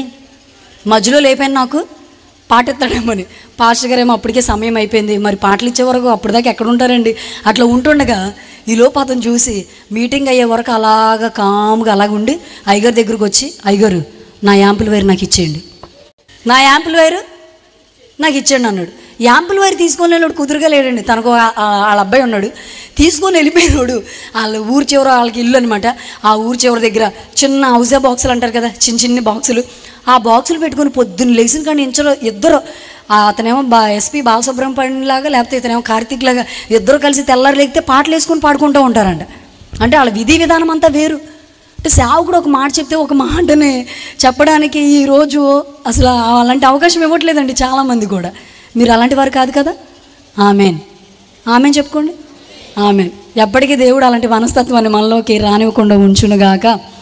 ఆమెన్. గొప్పలకో గంతలకో కోసం కాదు దేవుని దగ్గర నిలబడేది, ప్రభు నాకు ఒక ఉన్నతమైన బహుమానం ఇస్తాడని చెప్పి దేవుని కోసం నిలబడే వ్యక్తులుగా ఉండాలి. నువ్వు చేసే పరిచర్య దేవుడికి చేస్తున్నాను, సేవకుడికి కాదు. నువ్వు చేసే పరిచర్య అయినా, నువ్వు ఇచ్చే కానుకైనా సరే ప్రభుకి ఇస్తున్నాను, సేవకులకు కాదు. అది ప్రభు నిమిత్తం ఇస్తున్నాను నేను అని చెప్పి విశ్వాసంతో ఉండాలి. ఆ పరిస్థితిలో సునీల్ గారు ఇంక వెళ్ళారు. చూసిన వాళ్ళందరూ గట్టిగా పట్టుకొని ఏడ్చారు. అయ్యా నువ్వు వస్తావని మాకు తెలుసు, కొన్ని నెలల బట్టి మేము ఎదురు చూస్తున్నాం, దేవుడు మిమ్మల్ని పంపించాడు, మా కన్నీటి ప్రార్థన వృధా చేయలేదు అని చెప్పారు. అయిపోయిన తర్వాత అక్కడికి వెళ్ళడం, సునీల్ గారికి 25 సంవత్సరాల వయసు వచ్చిందండి. అప్పుడు దేవుని కృపను బట్టి నన్ను ఇచ్చి ప్రభు వివాహం చేశారు. నా పెళ్ళైన చెప్పాను కదా, 15 రోజులకే నన్ను ట్రైబల్ ఏరియాకి తీసుకువెళ్తున్నారు. నేను ఎప్పుడు ఏజెన్సీ ప్రాంతాలు చూడాల, అసలు ఆ మనుషుల్ని చూడాల. కొండలంటే మా విజయవాడ దగ్గర అటు కొండలు చూశాను కానీ అటు ఎప్పుడు చూడలేదు, ఎప్పుడు వెళ్ళలేదు కూడా నేను. ఆ పరిస్థితిలో ఆయన నన్ను తీసుకొని వెళ్తున్నారు. వెళుతుండగా పందిరిమావుడి అనే లోపల నుంచి నన్ను తీసుకువెళ్తున్నారండి. ఆ ప్రాంతం చాలా భయంకరంగా ఉంటుంది. ఆ లోపల దారి అసలు వెళ్ళిన బండే కానీ వచ్చే బండి ఏమీ కనిపించట్లేదు, చెట్లన్నీ దగ్గరికి ఉంటాయి అన్నమాట. చూస్తే ఇంకేదన్నా పులో సింహం వచ్చేద్దా అంత భయం వేస్తుంది. అలా నేను వెళ్తుంటే సునీల్ గారు ఎంత దూరం అండి అంటే, వచ్చేసామమ్మా అన్నారు. ఎందుకో నాకు భయం వేస్తుంది, జంతువులు ఉంటాయి అంటే. నేను ఉన్నాను కదా సుమా, నువ్వు ధైర్యంగా కూర్చో అని చెప్పంటే సర్లేని వెళ్ళిపోయాం. వెళ్ళిపోయిన తర్వాత లైట్గా వర్షం పడుతుంది. ఎర్రంరెడ్డిపాలెం అనే ఊరు వెళ్ళామండి. అక్కడికి వెళ్ళంగానే నన్ను దింపారు. నేను ఇంట్లోకి వెళ్ళాను. ఆ ఇల్లు చూశాను, చాలా ఆశ్చర్యం అనిపించింది, చాలా ఏడుపు వచ్చింది నాకు. ప్రభు చేసిన మేలు మర్చిపోలేకపోయాను, ఇప్పటికీ మర్చిపోలేను కూడా. నా పట్ల ఎందుకు ఆయనకి ఇంత ప్రణాళిక అని. ఆ పరిస్థితుల్లో నేను ఇంట్లోకి వెళ్ళి బ్యాగ్ పెట్టేసి బయటకు వచ్చాను. చుట్టూరు చూస్తున్నాను, చాలా అందంగా ఉంది ఆ ప్లేసు. ఏడుస్తున్నాను. ఏ సుమా ఎందుకు ఏడుస్తున్నావు, ఇల్లు నచ్చలేదా? మీ అంటే కొంచెం డాబాలు సుమా, మరి దేవుడిచ్చిన ఇల్లు మనకంటే. అయ్యో అందుకు నేను ఏడవట్లేదండి. మరి ఎందుకు ఏడుస్తావు అంటే, దేవుడిచ్చిన మహాకృప ఏంటంటే, నాకు వివాహం కాకముందు ప్రార్థన చేసుకున్నప్పుడు 3 రోజులు నేను ప్రార్థన చేస్తే దేవుడు నాకు ఒక దర్శనాన్ని చూపించాడండి అని. నేను ఇంతకు వెళ్ళిన ఇల్లు ఏంటంటే ఒక పెద్ద తాటేకిల్లు అండి. నేను అతనికి చెప్పాను, దేవుడు నేను ఒక తాటేకిల్లుని కొండలు నాకు చూపించాడండి. ఎగ్జాక్ట్గా నేను చాలామందికి చెప్పాను, ఎవరు నాకు దాని అర్థం చెప్పలా. దేవుడు ప్రభు నాకు ఏదైతే నా వివాహం విషయంలో చూపించాడో అదే ఇంటికి తీసుకొచ్చి దేవుడు నన్ను నిలబెట్టాడండి. హల్లెలూయా. చాలా పెద్ద తాటేకిల్లు అండి మా ఇల్లు. ఇప్పటికీ కూడా తాటేకిల్లే, ఎందుకంటే నాన్ ట్రైబల్స్ అక్కడ ఇల్లు కట్టుకోవడానికి అవకాశాలు ఉండవు. ఆ పరిస్థితుల్లో దేవుడు నాకు ఇచ్చిన మంచి ఇల్లు అది.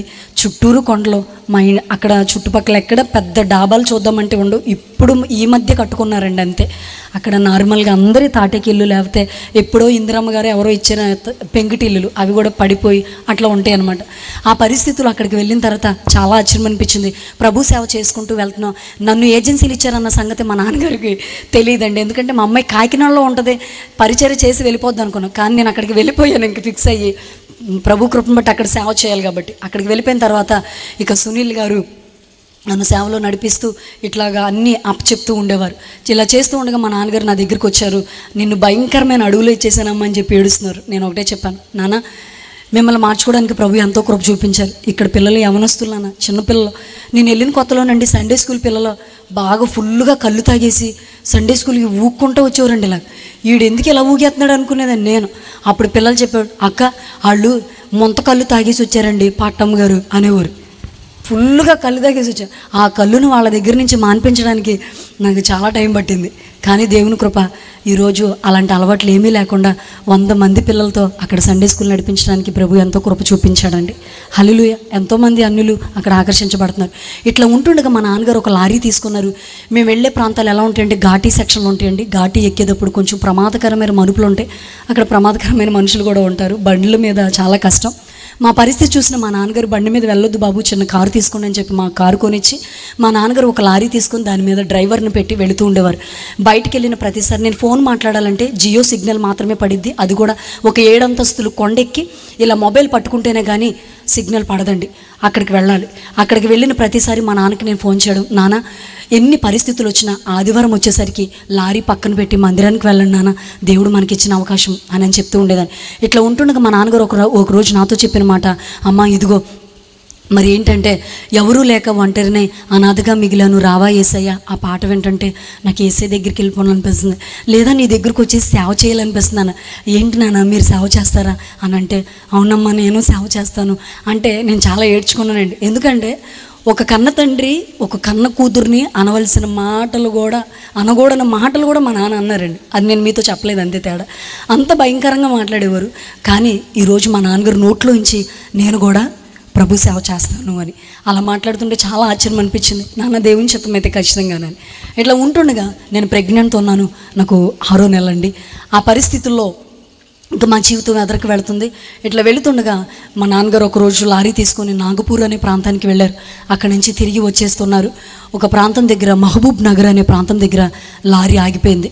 దానికి సంబంధించిన పార్ట్స్ అన్నీ తీసుకొని మా నాన్నగారు విజయవాడ ఆటో నగర్ వచ్చేస్తున్నారండి.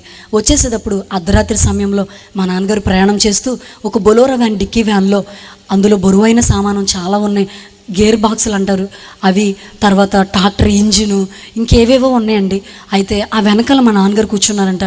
ఎదరు డ్రైవర్ వెళ్తున్నారు, ఎదురు ఇంకొక అబ్బాయి కూర్చున్నారు. 90-80 స్పీడ్లో వెళ్తున్నారండి. అలా వెళుతుండగా సడన్గా జరిగిన విషయం ఏంటంటే, కొంచెం అతను నిద్రమత్తుతో ఉండి ఆదమరిచేసరికి ఒక్కసారిగా ఆ బొలోరో వ్యాను 2 పల్టీలు కొట్టేసరికి డ్రైవర్ పడిపోయి పారిపోయాడండి. ఎదురు కూర్చున్న అబ్బాయి ఆ చెయ్యి కాలు ఇంజిన్లోకి ఇరికిపోయింది. మా నాన్నగారు బోర్లో ఇలా పడిపోయేసరికి పెద్ద ఇంజిన్, ట్రాక్టర్ ఇంజిన్ వచ్చి మా నాన్నగారు తల మీద పడిపోయి చిన్న మెదడు చిదిగిపోయి మా నాన్నగారు చనిపోయారండి. ఆ విషయం నాకు తెలియగానే నేను 6వ నెల ప్రెగ్నెంట్ ఉన్నాను. ఆ విషయం నాకు చెప్పడానికి ఒక రోజు పట్టిందండి. మా ప్రాంతానికి రావాలని ఫోన్ లేవు. ఆ పరిస్థితుల్లో నేను వెళ్ళాను. నా తల్లి అప్పుడే సంతోషంగా ఉన్నారు. ఎందుకంటే మా నాన్నగారు బాగా మారిపోయి నా తల్లిని బాగా చూస్తున్నారు. కొన్ని రోజులు అయిపోయింది మా అమ్మగారు మా నాన్నగారిని చూసి, ఎందుకంటే ఈ లారీలో తిరుగుతున్నారు. ఆ విషయం తెలిసిన తర్వాత నేను తిరిగి వచ్చాము. మా నాన్నగారి బాడీ పోస్ట్ మార్టం చేయడానికి పంపించారు. అంతకుముందు ఆ విషయం తెలియగానే నా అన్నయ్య అర్ధరాత్రి డబ్బులు పట్టుకొని ఆ మహబూబ్ నగర్ ప్రాంతానికి వెళ్తే పోలీస్ స్టేషన్కి తీసుకెళ్లారు మీ నాన్నగారి బాడీని. అంటే అక్కడికి వెళ్ళి చూసేసరికి ఒక బురదగుంట పక్కన మా నాన్నగారిని పడేసి ఉంచారని. అది చూసిన మా అన్నయ్య చాలా వేదనతో చాలా వేదన పడ్డారు. పోస్ట్ మార్టం చేశారు. తిరిగి మా నాన్నగారి బాడీని విజయవాడ పంపిస్తున్నారు. మేమందరం వచ్చేసాము, చూసాము. కానీ నేను చూడలేకపోయాను చివరిలో, ఎందుకంటే మా నాన్నగారు చెప్పిన మాటలు ఇవన్నీ. కానీ నేను ఒకటే విశ్వసించాను, తండ్రిని కోల్పోతే చాలా బాధ ఉంటుందండి, చాలా వేదన ఉంటుంది. ఏదైనా మా నాన్న అన్నీ చూస్తూ ఉండేవారు మాకు. మా నాన్న ఉంటే చాలా ధైర్యం మాకు. ఏదైనా మాకు కావాలన్నా అది సమాజంలో పొలిటికల్ కానీ కొన్నిసార్లు ఏం జరగాలన్నా మా నాన్నకే దేవుడిచ్చిన కృపను బట్టి జరుగుతూ ఉండేయండి. అలాంటిది మా నాన్న లేరు, ఇప్పుడు ప్రభు దగ్గరికి వెళ్ళిపోయారు. కానీ నేను నమ్ముతున్నాను. మా చెల్లికి చెప్పా, చెల్లి ఇప్పుడు నాన్న పరలోక రాజ్యంకి వెళ్తే నీకు ఇష్టమేనంటే నా చెల్లి అందే, అక్క అలా మాట్లాడకక్క ప్లీజ్ అని అంటే, లేదమ్మా నాన్న ప్రభు దగ్గరికి వెళ్ళిపోయారు. ఖచ్చితంగా మనం చూస్తూ ఉంటే మా చెల్లి అలా కళ్ళు తిరిగి పడిపోయిందండి. నా తల్లికి చెప్తే, నేను చూస్తే చచ్చిపోతానమ్మా నాన్న బాడీ మీద పడి అన్నది. అమ్మ ఇదేనా మీరు నేర్చుకున్నారు అని చెప్పి నేను మాట్లాడుతూనే కానీ నాకు శక్తి సరిపోవట్లేదు. అప్పుడు ఒక విశ్వాసి నాతో చెప్పిన విషయం, అమ్మ నువ్వు ఒక సేవకురాలివి, నువ్వు ఈ వేదన పడుంటేనే కానీ నీకు విశ్వాసులు ఉన్నారు, నువ్వు ఒక కష్టం అనేది పడితేనే తప్ప కష్టంలో ఉన్న విశ్వాసులను నువ్వు ఆదరించలేవు అని చెప్పింది ఆవిడ. ఆ మాట నాకు చాలా గుర్తుండిపోయింది. ఆ పరిస్థితుల్లో నా తండ్రిని చివరిగా చూశాను. సమాధి కార్యక్రమం అయిపోయింది, ఇంటికి వచ్చేసాం. తిరిగి నా తల్లితో చెప్తున్నాను, నా అన్నయ్యకి పెళ్ళైపోయిందండి, నాకు అయిన 8 నెలలకే సొంత మా మేనమామ కూతురునిచ్చి పెళ్లి చేశారు అన్నయ్యకి, నా చెల్లి. అయితే అమ్మకి చెప్పాను, అమ్మ ఇక్కడ ఉండలేను, నాన్న గుర్తొచ్చేస్తున్నారు, ఏజెన్సీ వెళ్ళిపోదాం అని చెప్పాను. ప్రెగ్నెంట్ ఉన్న నేను ఏజెన్సీ వెళ్ళిపోయాను. చూస్తుండగా నెలలు గడుస్తున్నాయి. మా ఇల్లు కొంచెం సౌకర్యంగా ఉండదండి. ఒక్కోసారి ఓటు వచ్చేస్తుంటుంది, కొన్నిసార్లు చాలా పెద్దగా ఉంటాయి జెర్లు, లబ్బర్ జెర్లు చూస్తాం మనం. అవి చాలా పెద్ద పెద్ద జెర్లు, మండర కప్పులు చాలా విషపూరితంగా ఉంటాయి. ఆ ఏజెన్సీ ప్రాంతంలో పాములు అలా వచ్చేస్తూ ఉంటాయి. కొన్నిసార్లు లోపల సరిగ్గా లేక చర్చిలో చిన్న మంచం వేస్తే ఆ మంచం మీద పడుకుంటూ ఉండేదాన్ని. అలా ఉంటుండగా ఇక నెలలు నిండిపోయినాయి. ఇక రేపే నేను హాస్పిటల్కి వెళ్ళిపోయాలి. సునీల్ గారితో అమ్మ చెప్పింది సుమన హాస్పిటల్కి తీసుకెళ్ళాలంటే, అలాగే అత్తయ్య బట్టలు సదిరండి అన్నారు. మొత్తం అన్నీ రెడీ చేసేసాం. ఇక ప్రార్థన చేసుకొని పడుకున్నాం. అర్ధరాత్రి సమయం 2 గంటలు అవుతుంది. నేను లెగ్స్ వాష్రూమ్కి వెళ్ళానండి. వెళ్ళి వచ్చి మంచం మీద పడుకున్నాను. ఏం జరిగిందో నాకు తెలియదు. సడన్గా నాకు ఫిడిస్ వచ్చిందండి. ఫిడిస్తో కొట్టుకుంటున్నాను. తర్వాత గురకవాతం వచ్చింది. 100లో ఒకరికి వస్తుంది. అలా అయిపోయిన తర్వాత నన్ను మోషన్ అయిపోయిందండి. నాకు కారులో ఎక్కించి మా ఊరు దగ్గరలో ఒక 25 కిలోమీటర్లో రంపచోడవరం గవర్నమెంట్ హాస్పిటల్ అని తీసుకెళ్లారు. అక్కడ చూస్తున్న డాక్టర్లు, ఈ అమ్మాయి పరిస్థితి ఏమీ బాగాలేదండి, రాజమండ్రి హాస్పిటల్కి తీసుకెళ్ళిపోండి అంటే అక్కడికి తీసుకెళ్లారు. అక్కడికి వెళ్ళిన తర్వాత వాళ్ళు చూసి, ఈ అమ్మాయి బీపీ కంట్రోల్ అవ్వట్లేదండి, కాకినాడ గవర్నమెంట్ హాస్పిటల్కి తీసుకెళ్ళిపోండి అన్నారు. నా పరిస్థితి ఇంకా అలా ఉంటూనే ఉందండి. లోపల బేబీ ఏంటో అనేది కూడా ఏమీ తెలియలేదు. అయితే అలా వెళ్ళిపోయేసరికి అమ్మ నా దగ్గరే ఉన్నారు. మేము ఇలా దిగాం అంబులెన్స్లోంచి. ఏంటి కేసు అని అడిగారు. ప్రెగ్నెంట్ లేడీ అండి, ఫిడుసు గురకవాతం మోషన్ అయిపోయిందంటే డాక్టర్లు అసలు ఏమీ చూడకుండా చెక్ చేయకుండానే బతికే అవకాశం లేదండి. వెళ్ళిపోయేసరికి అమ్మ నా దగ్గరే ఉన్నారు. మేము ఇలా దిగాం అంబులెన్స్లోంచి. ఏంటి కేసు అని అడిగారు. ప్రెగ్నెంట్ లేడీ అండి, ఫిడుసు గురకవాతం మోషన్ అయిపోయిందంటే డాక్టర్లు అసలు ఏమీ చూడకుండా చెక్ చేయకుండానే బతికే అవకాశం లేదండి, తిరిగి అమ్మాయిని ఇంటికి తీసుకెళ్ళిపోండి అన్నారు. మా అమ్మ, తల్లి వీళ్ళందరూ కూడా, ప్లీజ్ డాక్టర్, నా కూతురికి తెల్లవారుజాము నుంచి ఇలా జరుగుతుంది, ప్లీజ్ ఈవిని జాయిన్ చేసుకోండి అంటే ఎవరు వింటలేదు. మా మామయ్య గారికి ఫోన్ చేస్తే ఆయన వచ్చారు. రికమెండేషన్ చేస్తే అప్పుడు చేయించుకున్నారండి. లోపల జాయిన్ చేసుకున్నారు. సునీల్ గారితో సైన్ చేయించారు. తల్లైనా బతికిద్ది, బిడ్డైనా బతికిద్ది, ఇద్దరు ఎవరో ఒకరు చనిపోతారు అని చెప్పారు. మా నాన్నగారు చనిపోయిన కొద్ది నెలలకే. అలా అయిపోయిన తర్వాత నాకు నార్మల్ డెలివరీ అయిందండి. అయితే 3 కేజీల పాప నాకు చనిపోయి పుట్టింది. పాప చనిపోయింది. చనిపోయిన పాపని సునీల్ గారి చేతులకి ఇచ్చారు. నేను పాపని చూడలేదు. ఇలా అయిపోయిన తర్వాత ఆయన చాలా ఏడ్చారంట. కానీ ప్రభు చిత్తం, 9 నెలలు మోసాను. ఆ బిడ్డని నేను ఎత్తుకోవాలన్నది ప్రభు చిత్తంలో ఉండాలి. ఆ పరిస్థితులు అట్లా అయిపోయిన తర్వాత కొన్ని నెలలు గడుస్తుండగానే నాకేంటంటే వాళ్ళు ఇచ్చిన ఇంజెక్షన్స్ వల్ల 2 రోజుల వరకు నా కళ్ళు కనపడలేదండి. అంత పవర్ ఇంజెక్షన్స్ ఇచ్చారు. కొన్ని రోజుల వరకు నేను హాస్పిటల్లోనే ఉండిపోవాల్సి వచ్చింది. ఆ పరిస్థితిని బట్టి తిరిగి నేను 3 నెలలు 4 నెలలు అయిపోయిన తర్వాత తిరిగి నేను ఏజెన్సీ ప్రాంతానికి వెళ్ళిపోయాను. అక్కడికి వెళ్ళిన తర్వాత మళ్ళీ 2019లో మళ్ళీ నేను ప్రెగ్నెంట్ ఉన్నాను. అప్పుడు సునీల్ గారు నాతో చెప్పిన మాట, సుమ తిరిగి ఇంటికి వెళ్ళిపోమ్మా, ఇక్కడ ఉండొద్దు, ఇక్కడ ఉండడం వల్లే బిడ్డలు చనిపోతున్నారని చెప్పి మాట్లాడుతున్నారు కదా, అత్తయ్య దగ్గరికి వెళ్ళిపో అంటే నేను ఆయన వదలలేకపోయారండి. మీకు ఎవరు వండి పెడతారండి, ఇక్కడ మిమ్మల్ని ఎవరు చూసుకుంటారు, నేను పర్లేదండి అంటే, వద్దు సుమ ప్లీజ్ ఈ ఒక్కసారికి నా మాట వినవా అని చెప్పి నన్ను పంపించేశారు. మా నాన్నగారు లేకపోయినా మా అన్నయ్య నన్ను ఎంతో ప్రేమించి చూసుకుంటూ ఉన్నారండి. అట్లా ఉంటుండగా 2020 మార్చి 4వ తారీఖున నా డెలివరీ డేట్ ఇచ్చారండి. మాకు మార్చి 5th 5వ తారీఖున బహిరంగ సభలు జరుగుతాయండి. 7 మండలాల ప్రజలు అక్కడికి వస్తారండి. మా తాతయ్య గారు మార్చి 5 అని ప్రతిష్ఠించిన రోజు ఏసే జవాబు అని ఆ కోడికి ఆ పేరండి. చాలామంది ప్రజలు వస్తారు. అప్పుడు young holy team John Wesley గారు ఆ సంవత్సరం వచ్చారు. అది చూసుకొని సునీల్ గారు నా దగ్గరికి వచ్చారు. ఆయన రాగానే ఇంకా నా డేటు ఇచ్చారు కానీ అప్పటికి అవ్వట్లేదు, హాస్పిటల్కి వెళ్తే ఇంకా అప్పుడే అవ్వదమ్మా అని చెప్పారు. సునీల్ గారు నా దగ్గరికి వచ్చారు. ఏమండి కడుపు చాలా బరువుగా ఉంది, మొయలేకపోతున్నాను, హాస్పిటల్కి వెళ్ళి ఆపరేషన్ చేయించుకొని బేబీని బయటికి తీయమని చెప్దామంటే, సరే సుమ రేపే వెళ్ళిపోదాం అని చెప్పారు. తెల్లవారుతుండగా నాకు మళ్ళీ నొప్పులు స్టార్ట్ అయినాయి. తిరిగి ఆయన నన్ను పట్టుకొని, సుమ నీకు బాబు పుడతాడు, వాడిని నేనే ఫస్ట్ ఎత్తుకుంటాను అని చెప్పి మాట్లాడుతూ నన్ను కారులో తీసుకెళ్లారు. హాస్పిటల్కి వెళ్ళాం. డాక్టర్ గారికి రిపోర్ట్స్ ఇచ్చాం. ఆవిడ చూసిన తర్వాత సునీల్ గారు ఏమీ తెలియట్లేదండి, బయట స్కానింగ్ సెంటర్కి తీసుకెళ్ళిపోండి అంటే అక్కడ కూడా చూసి రిపోర్ట్స్ ఇచ్చేశారు. ఏంటండి అని అడిగితే, లోపల బేబీ కదలికలు లేవమ్మా అని అన్నారు. ఏమైందండి అని అంటే, ఏమో సుమ ప్రార్థన చేసుకో అని అంటే, నేను ఇలా పొట్ట మీద పెట్టుకొని ఇలా సిలివేస్తూనే ఉన్నాను, ఆయన కూడా సిలివేస్తూనే ఉన్నారు. ప్రభా నీ చిత్తమే సుమ పట్ల జరిగించండి, తనకి మీరు తోడుగా ఉండండి అని చెప్పి చెప్తూనే ఉన్నారు. హాస్పిటల్కి వెళ్ళాం.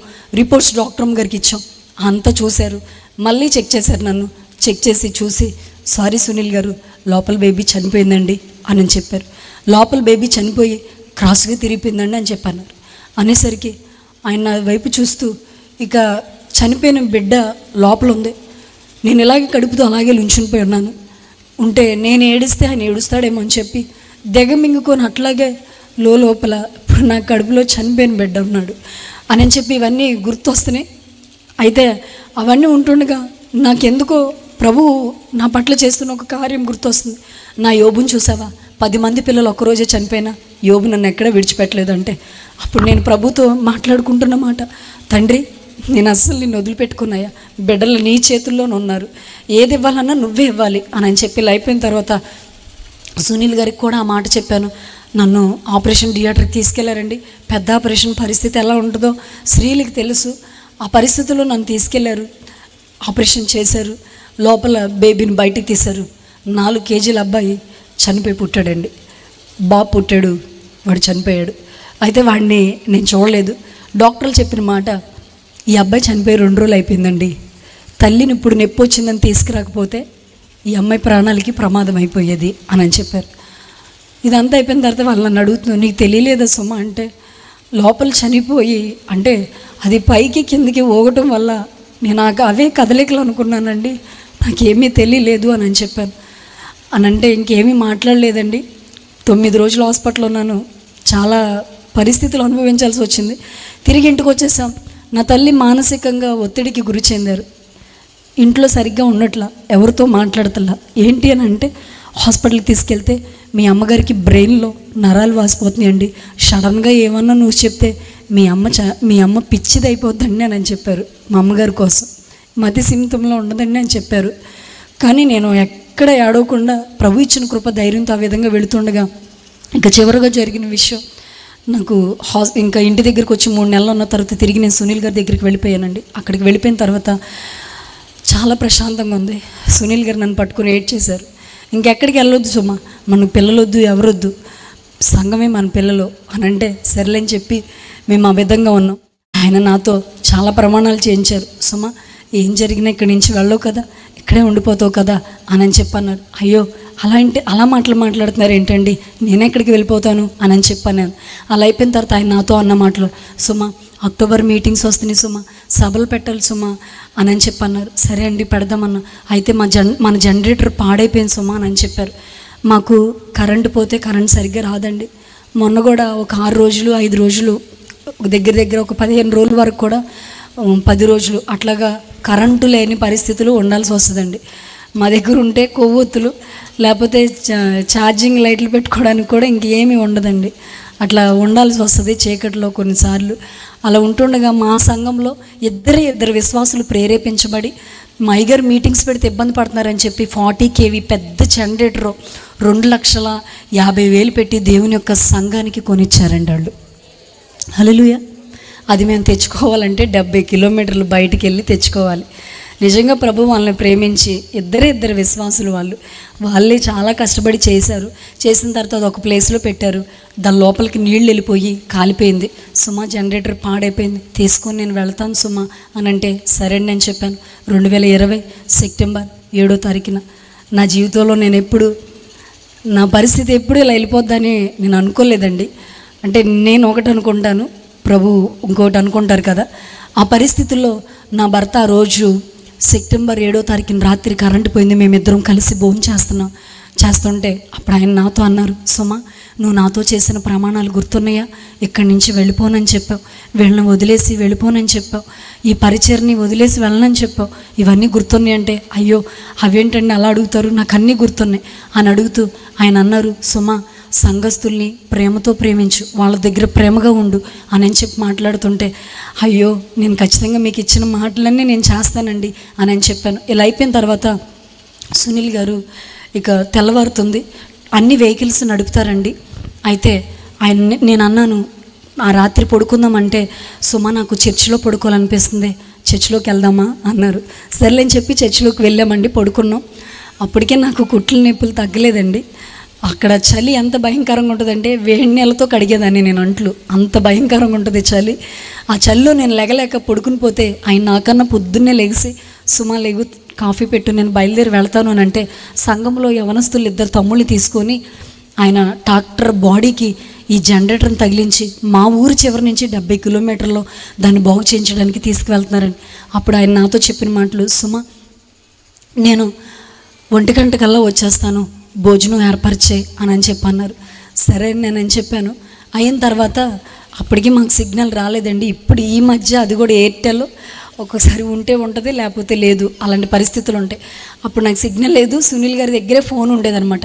ఇలా వెళుతుండగా సునీల్ గారు వెళ్ళారు, జనరేటర్ని పెట్టేసి ట్రాక్టర్ వేసుకొని తిరిగి వచ్చేస్తుండగా ఈ లోపు నేను వంట చేసేసాను. మా ఇల్లు రోడ్డు పక్కనేనండి, మెట్ల మీద కూర్చున్నాను. తిరిగి లోపలికి నేను వెళ్ళేసరికి ఒక అబ్బాయి బండి మీద వచ్చాడండి, వర్షం పడుతుంది. అమ్మగారు అని పిలిచాడు. ఎవరయ్యా అని చెప్పి నేను బయటకు వచ్చేసరికి, ఎవరయ్యా అని అంటే, అమ్మగారు మరి సునీల్ అయ్య గారు వస్తున్న ట్రాక్టరు మన ఊరి చివరి 10 కిలోమీటర్లు లోయలో తిరగబడిపోయిందండి అని చెప్పాడు. ఏం మాట్లాడుతున్నావయ్యా అని చెప్పాను. అమ్మగారు, నేను చెప్పేది నిజమండి, నేను ఎవరో మీకు తెలియపోవచ్చు, కానీ సునీల్ అయ్య గారు ట్రాక్టర్ జనరేటర్ పెట్టేసి వస్తుంటే ట్రాక్టర్ తిరగబడిపోయిందండి. అక్కడ 2 పిల్లలు ఆ ట్రాక్టర్ బయట కూర్చొని ఏడుస్తున్నారు. సునీల్ అయ్య గారు కనపడట్లేదండి అని చెప్పారు. అనేసరికి నాకు ఏం చేయాలో అర్థం కావట్లేదు. అప్పటికి నాకు సంఘంతో అంత దగ్గర సంబంధం లేదండి, కొంచెం తక్కువ అనమాట. ఎవరిని పిలవాలో అర్థం కావట్లేదు. ఇలా జరిగిందని చెప్పడానికి నా దగ్గర ఫోన్ కూడా లేదు. అమ్మ వీళ్ళందరేమో ఇక్కడ కొవ్వూరులో ఉన్నారు. ఇంకా రోడ్డు మీదకి అలాగ వచ్చేసానండి. ఓ తమ్ముడు వచ్చాడు, అతను నన్ను ఆటో ఎక్కించుకొని ఎక్కండి అని చెప్పని నన్ను ఎదరికి తీసుకెళ్తున్నారు. ఇక 3 కిలోమీటర్లు ఎదరికి వెళ్ళేసరికి కృపన్నయ్య అని చెప్పి నా భర్త స్నేహితుడు అండి అన్న. అక్కడ వెళ్ళిన కాడి నుంచి కూడా అన్నయ్య మాకు మంచినీళ్ళు తేవడం, కూరగాయలన్నా అన్నీ అన్నయ్య చూసుకుంటాడు. అక్కడికి వెళ్ళిపోయిన తర్వాత అన్న చెప్పిన మాట, అన్నం చూడంగానే నాకు దడొచ్చేసింది. అన్నయ్య కొంచెం ధైర్యం వచ్చింది. అంటే నాకు బాగా తెలిసిన వ్యక్తి కనిపించేసరికి, అన్నయ్య ఆయన క్యాచ్ అంట, ఆయన కనిపించట్లేదంట, ఎలా ఉన్నారు అన్నయ్య అని చెప్పి అడిగాను. అడిగేసరికి ఆయన ఒక్కసారిగా నా వైపు చూసి, అయ్యగారు లేరమ్మ గారు, అయ్యగారు చచ్చిపోయారు అని చెప్పి అన్నారు. అనేసరికి ఏం మాట్లాడుతున్నారు అన్నయ్య అని చెప్పి అంటూ నేను యేసయ్య అని అమ్మ అన్న స్వరం రాలేదండి. యేసయ్య అని గట్టిగా అరిచేసి అట్లా రోడ్డు మీద పడిపోయాను. అంతే. వాళ్ళు నన్ను ఎక్కించుకొని నన్ను అక్కడికి తీసుకెళ్ళేసరికి చాలా విస్తారమైన ప్రజలు అక్కడికి వచ్చారు. అది చాలా పెద్ద లోయ. అక్కడ వెళ్ళేసరికి ట్రాక్టర్ తిరగబడిపోయి కనబడుతుంది. 2 పిల్లలు మాత్రం, ఒక అబ్బాయికి టవల్ చుట్టేశారు, ఆల్రెడీ ఒక టవల్ తడిసిపోయింది, ఇంకో టవల్ చుట్టారు. అయితే ఇంకొక అబ్బాయి పక్కకు తీసి ఉంచారండి. వెళ్ళిపోయేసరికి నేను చూశాను, చిన్న పాస్టర్ గారు ఏరి అని అంటే నాకు ఎక్కడో చిన్న విశ్వాసం ఉందండి. చిన్న పాస్టర్ గారు ఏరంటే అక్కడ ఉన్నారమ్మా అని అంటే నేను ఆటో దిగి త్వరగా లోయ దగ్గరికి వెళ్ళాను. వెళ్ళేసరికి ట్రాక్టర్ తిరగబడిపోయింది. అప్పటికే సునీల్ గారు కనిపించట్లేదు. చుట్టూ తిరిగారు, ఎక్కడ కనిపించట్లేదు. కానీ ఎక్కడో చిన్న అడుగు బాగాన పైన బురద కప్పేసి ఒక్క చెయ్యి ఒకటే ఇలా కనిపిస్తుందండి. కనిపిస్తుంటే అది నేను గుర్తుపెట్టాను. అన్న ప్లీజ్ అన్న, ఆయన బతికి ఉండుంటాడన్న, ఎక్కడో కొంచెం కొరప్రాణం ఉంటుంది, ప్లీజ్ మీకు 2 చేతులు దండం పెడతానన్న, నాకు ఇంకా అతను తప్ప ఎవరు లేరు అన్న అని చెప్పి నేను మాట్లాడుతున్నాను. అన్న తీయండి అన్న, ఇంతమంది ఉన్నారంటే కొన్ని కర్రలు పెట్టారండి. అప్పటికే వాళ్ళు ఆ ట్రాక్టర్ను పైకి లేపాలని ఇన్ని కర్రలు పెట్టిన బాడీని తీలేపోతున్నాం అమ్మగారు, అది లోపల పూడిపోయింది అని చెప్పారు. అనేసరికి నాకు ఏం మాట్లాడాలో అర్థం కావట్లేదు. ఆ పరిస్థితుల్లో నేను అలాగే నిలబడిపోయాను. సునీల్ గారు తన కోసం ఒక్కడు కూడా సంపాదించుకోలేదండి. ఆధార్ కార్డు కూడా లేదండి. నేనే బలవంతంగా తంబేపిస్తే 7వ తారీఖున రాత్రి ఆ యొక్క ఆధార్ కార్డు వచ్చిందండి. మా ఇద్దరికి పడుకోవడానికి సరైన మంచం కూడా లేదండి. నా తల్లి ఆర్డర్ పెడితే ఆ మంచం కూడా 7వ తారీఖున రాత్రి వచ్చింది. ఆయనకంటే ఏ సౌకర్యాలు అనుభవించుకోలేదు. అయితే ఇవన్నీ నాకు గుర్తొస్తున్నాయి. ఈ తర్వాత ఇంకో విషయం ఏంటంటే, నా తల్లికి ఈ విషయం తెలిస్తే ఇక నాకున్నది ఆ మొక్కితే ఇంకా ఉడిపిచ్చిదైపోద్ది. తండ్రి నీ చిత్తమే నా పట్ల జరిగించండి అని చెప్పి దేవుడు నేను అడుగుతున్నాను. ఇట్లా అడుగుతున్న పరిస్థితుల్లో ఆ విషయం తెలిసింది. సునీల్ గారి బాడీ చాలా లోపలికి కూరుకుపోయిందండి. దాన్ని తీయడానికి దగ్గర 3 గంటలు పట్టింది. క్రొక్లేన్తో వచ్చి తీశారు, తీసిన తర్వాత సునీల్ గారి బాడీని పోస్ట్ మార్టంకి పంపించిన తర్వాత అక్కడి నుంచి వచ్చేసిన తర్వాత నేను తిరిగి ఎర్రంరెడ్డిపాలెం వెళ్ళిపోయిన తర్వాత చాలామంది ప్రజలు అక్కడికి వచ్చేసారు. నా మేనత్తలు, మేనమామ కూతుళ్ళు, మా పెద్దనాన్న, మా అత్తయ్య, మావయ్య వీళ్ళందరూ వచ్చేసారు. నా తల్లి అప్పటికే వచ్చేసి ఉన్నారు. గోడకు అతుక్కుపోయిందండి. మా అమ్మ ఏమీ మాట్లాడతల్లా, ఉలుకు పలుకు లేదు. నాకు ఒక పక్కన భయం వేస్తూనే ఉంది, కానీ ప్రభువును స్తుతిస్తూనే ఉన్నాను. ప్లీజ్ అయ్యా నా తల్లిని నార్మల్ స్థితిలో ఉంచండి అని చెప్పి అడుగుతున్నాను. ఈలోపు హైదరాబాద్ నుంచి వచ్చిన మా మేనత్త కూతురు వచ్చి, అత్త నువ్వే ఒక విధవరాలంటే దాన్ని ఎందుకత్త చిన్న వయసులో విధవరాలు చేశారు, ఈ అడవి ప్రాంత ప్రజలేంటి, దాన్ని ఇక్కడి నుంచి తీసుకొని వెళ్ళిపోదాం అత్త, బట్టలు సదిరేయండి అని చెప్పంటే నేనేమీ మాట్లాడతలేదు, అలా చూస్తున్నానండి. సునీల్ గారు పోస్ట్ మార్టం అయిపోయి తీసుకొస్తున్నారు, పెట్టారు, అట్లా అవి దగ్గర పెడితే అందరూ వచ్చి చూస్తున్నారు. చాలామంది సేవకులు వచ్చేసారు. అక్కడికి వచ్చేసిన తర్వాత నేను అక్కడ నుంచున్నాను. కానీ అతను నేను చూడలేనేమో అని భయం వేస్తుంది. కానీ ప్రభు ఎందుకో తెలీదు, ఒక్కటే అడిగాను, ఆ రోజు ఫరో హృదయాన్ని కఠినం చేసావు కదయ్యా, ఈ ఒక్క విషయంలో ప్లీజ్ నా హృదయాన్ని కఠినించేయండి, తట్టుకోలేకపోతున్నాను. నా జీవిత భాగస్వామి నన్ను వదిలేసి వెళ్ళారు, అది నీ చిత్తమే ఉంటుంది, దయచేసి నాకు ఈ ఒక్క విషయంలో సహాయం చేయండి అని చెప్పంటే బాడీ ఎదురుగా వచ్చి నిలబడ్డానండి. చాలామంది సేవకులు వచ్చారు. అలా మాట్లాడుతుండగా కొంతమంది సేవకులు మాట్లాడుతూ ఉన్నారు. నిజంగా ఇది ప్రభు ఇచ్చిన కృపేనండి, నాకు ఇది నా యొక్క శక్తి కాదు. ప్రభు మాతో మాట్లాడుతున్న మాట, నా దైవజనుడు ముగించిన సేవా పరిచర్య నువ్వు చేస్తావా అని ఒక స్వరం, ఒక ప్రేరేపణ ప్రభు నాకు ఇస్తుండగా 2 సార్లు ఆ యొక్క ప్రేరేపణ నాకు వస్తూనే ఉంది, తరచూ వస్తూనే ఉంటే నా ఎదురుగా సేవకులు మాట్లాడుతుంటే ప్లీజ్ ఒక్కసారి నాకు మైక్ ఇస్తారని అడిగాను. ఇప్పుడేం మాట్లాడతావమ్మా అంటే, ఇప్పుడు మాట్లాడలేకపోతే ఇంకెప్పటికీ నేను మాట్లాడలేనండి. ప్రభు దగ్గర అప్పుడు నేను తీసుకున్నా, యేసయ్య నీకు ఇష్టమైతే నేను చేస్తాను ఈ సేవ. నాకు గట్టిగా అరిసి చెప్పాలనిపిస్తుంది, చెప్పడానికి అవకాశం లేదు, ప్లీజ్ నాకు ఒకసారి మైక్ ఇవ్వండి అంటే వాళ్ళు నాకు మైక్ ఇచ్చారు. ఆ మైక్ నేను తీసుకున్నాను. ఇది కేవలం ప్రభు ఇచ్చిన ధైర్యంతో తప్పగా నేనైతే చెప్పలేనండి. అప్పుడు చాలామంది అనుకున్న మాటలు తీసుకొని వెళ్ళిపోదామని నేను చెప్పాను. అందరికీ వందనాలండి. నా భర్త దగ్గర నేను తీసుకున్న నిర్ణయం ఏంటంటే, ప్రభు నన్ను తీసుకోమంటున్న నిర్ణయం. నా భర్త ఎక్కడైతే చనిపోయారో, ఎక్కడైతే సమాధి చేయబడుతున్నారో, దేవునికి ఇష్టమైతే, ప్రభు చిత్తమైతే నేను ప్రభు దగ్గరికి వెళ్ళేలోపు లేదా ప్రభు నా దగ్గరికి వచ్చేలోపు ఇదే ఏజెన్సీ ప్రాంతంలో తిరిగి నా ప్రాంతాలకి వెళ్ళిపోకుండా, తిరిగి వదిలేసి వెళ్ళిపోకుండా, వివాహం చేసుకోకుండా ఇదే ఏజెన్సీ ప్రాంతంలో నిలబడి సేవ చేస్తాను. ప్లీజ్ నా కోసం మీరందరూ ప్రార్థన చేయండి అని చెప్పి ఆ నిర్ణయం తీసుకోవడంతోనే నన్ను వదిలేసి చాలామంది వెళ్ళిపోయారు. వాళ్ళని అడిగి నేను ఆ నిర్ణయం తీసుకోలేదని చెప్పి ఆ క్షణంలో నన్ను చాలామంది వదిలేసి వెళ్ళిపోయారు. చివరి వరకు కూడా ఆయన సమాధి కార్యక్రమం వరకు కూడా లేరండి చాలామంది. తర్వాత తెలిసిన విషయం నాకు. అలా అయిపోయిన తర్వాత మా అన్నయ్య మా వదిన ఇళ్ళు వచ్చారు. అంత అయిపోయింది. మా అన్నయ్యని ఒక విషయం అడగలండి. నేను చనిపోయిన విషయం ఆలోచించట్లేదు అని కాదు, కానీ ఈ సేవ ఎలా చేయాలో అర్థం కావట్లేదు. ఎందుకంటే ఇంట్లో వంట గెరిట్లు, ఆ కూర గెరిట్లు తిప్పడం తప్ప కానీ సేవ అనేది నాకు అసలు తెలియదండి. అలాంటి పరిస్థితుల్లో కానీ దేవుడు ఆ పరిచర్ని నాకు అప్పగించే పరిస్థితులు వచ్చేసరికి ఎలా చేయాలో, ఎక్కడికి వెళ్ళాలో, నన్ను ఎవరు తీసుకెళ్తారు, నాకు ఏంటి పరిస్థితి అని ఉంటుండగా మా అన్నయ్య చెదర్లుంచి ఉంటే అన్నను ఒక విషయం అడిగాను, అన్నయ్య ప్లీజ్ అన్నయ్య కొన్ని నెలలు మాత్రం నాతో ఉండి ఈ సేవలో నన్ను తీసుకెళ్తూ ఉండండి అన్నయ్య, ప్లీజ్ మీరు కూడా నన్ను వదిలేసి వెళ్ళిపోకండి అని చెప్పాను.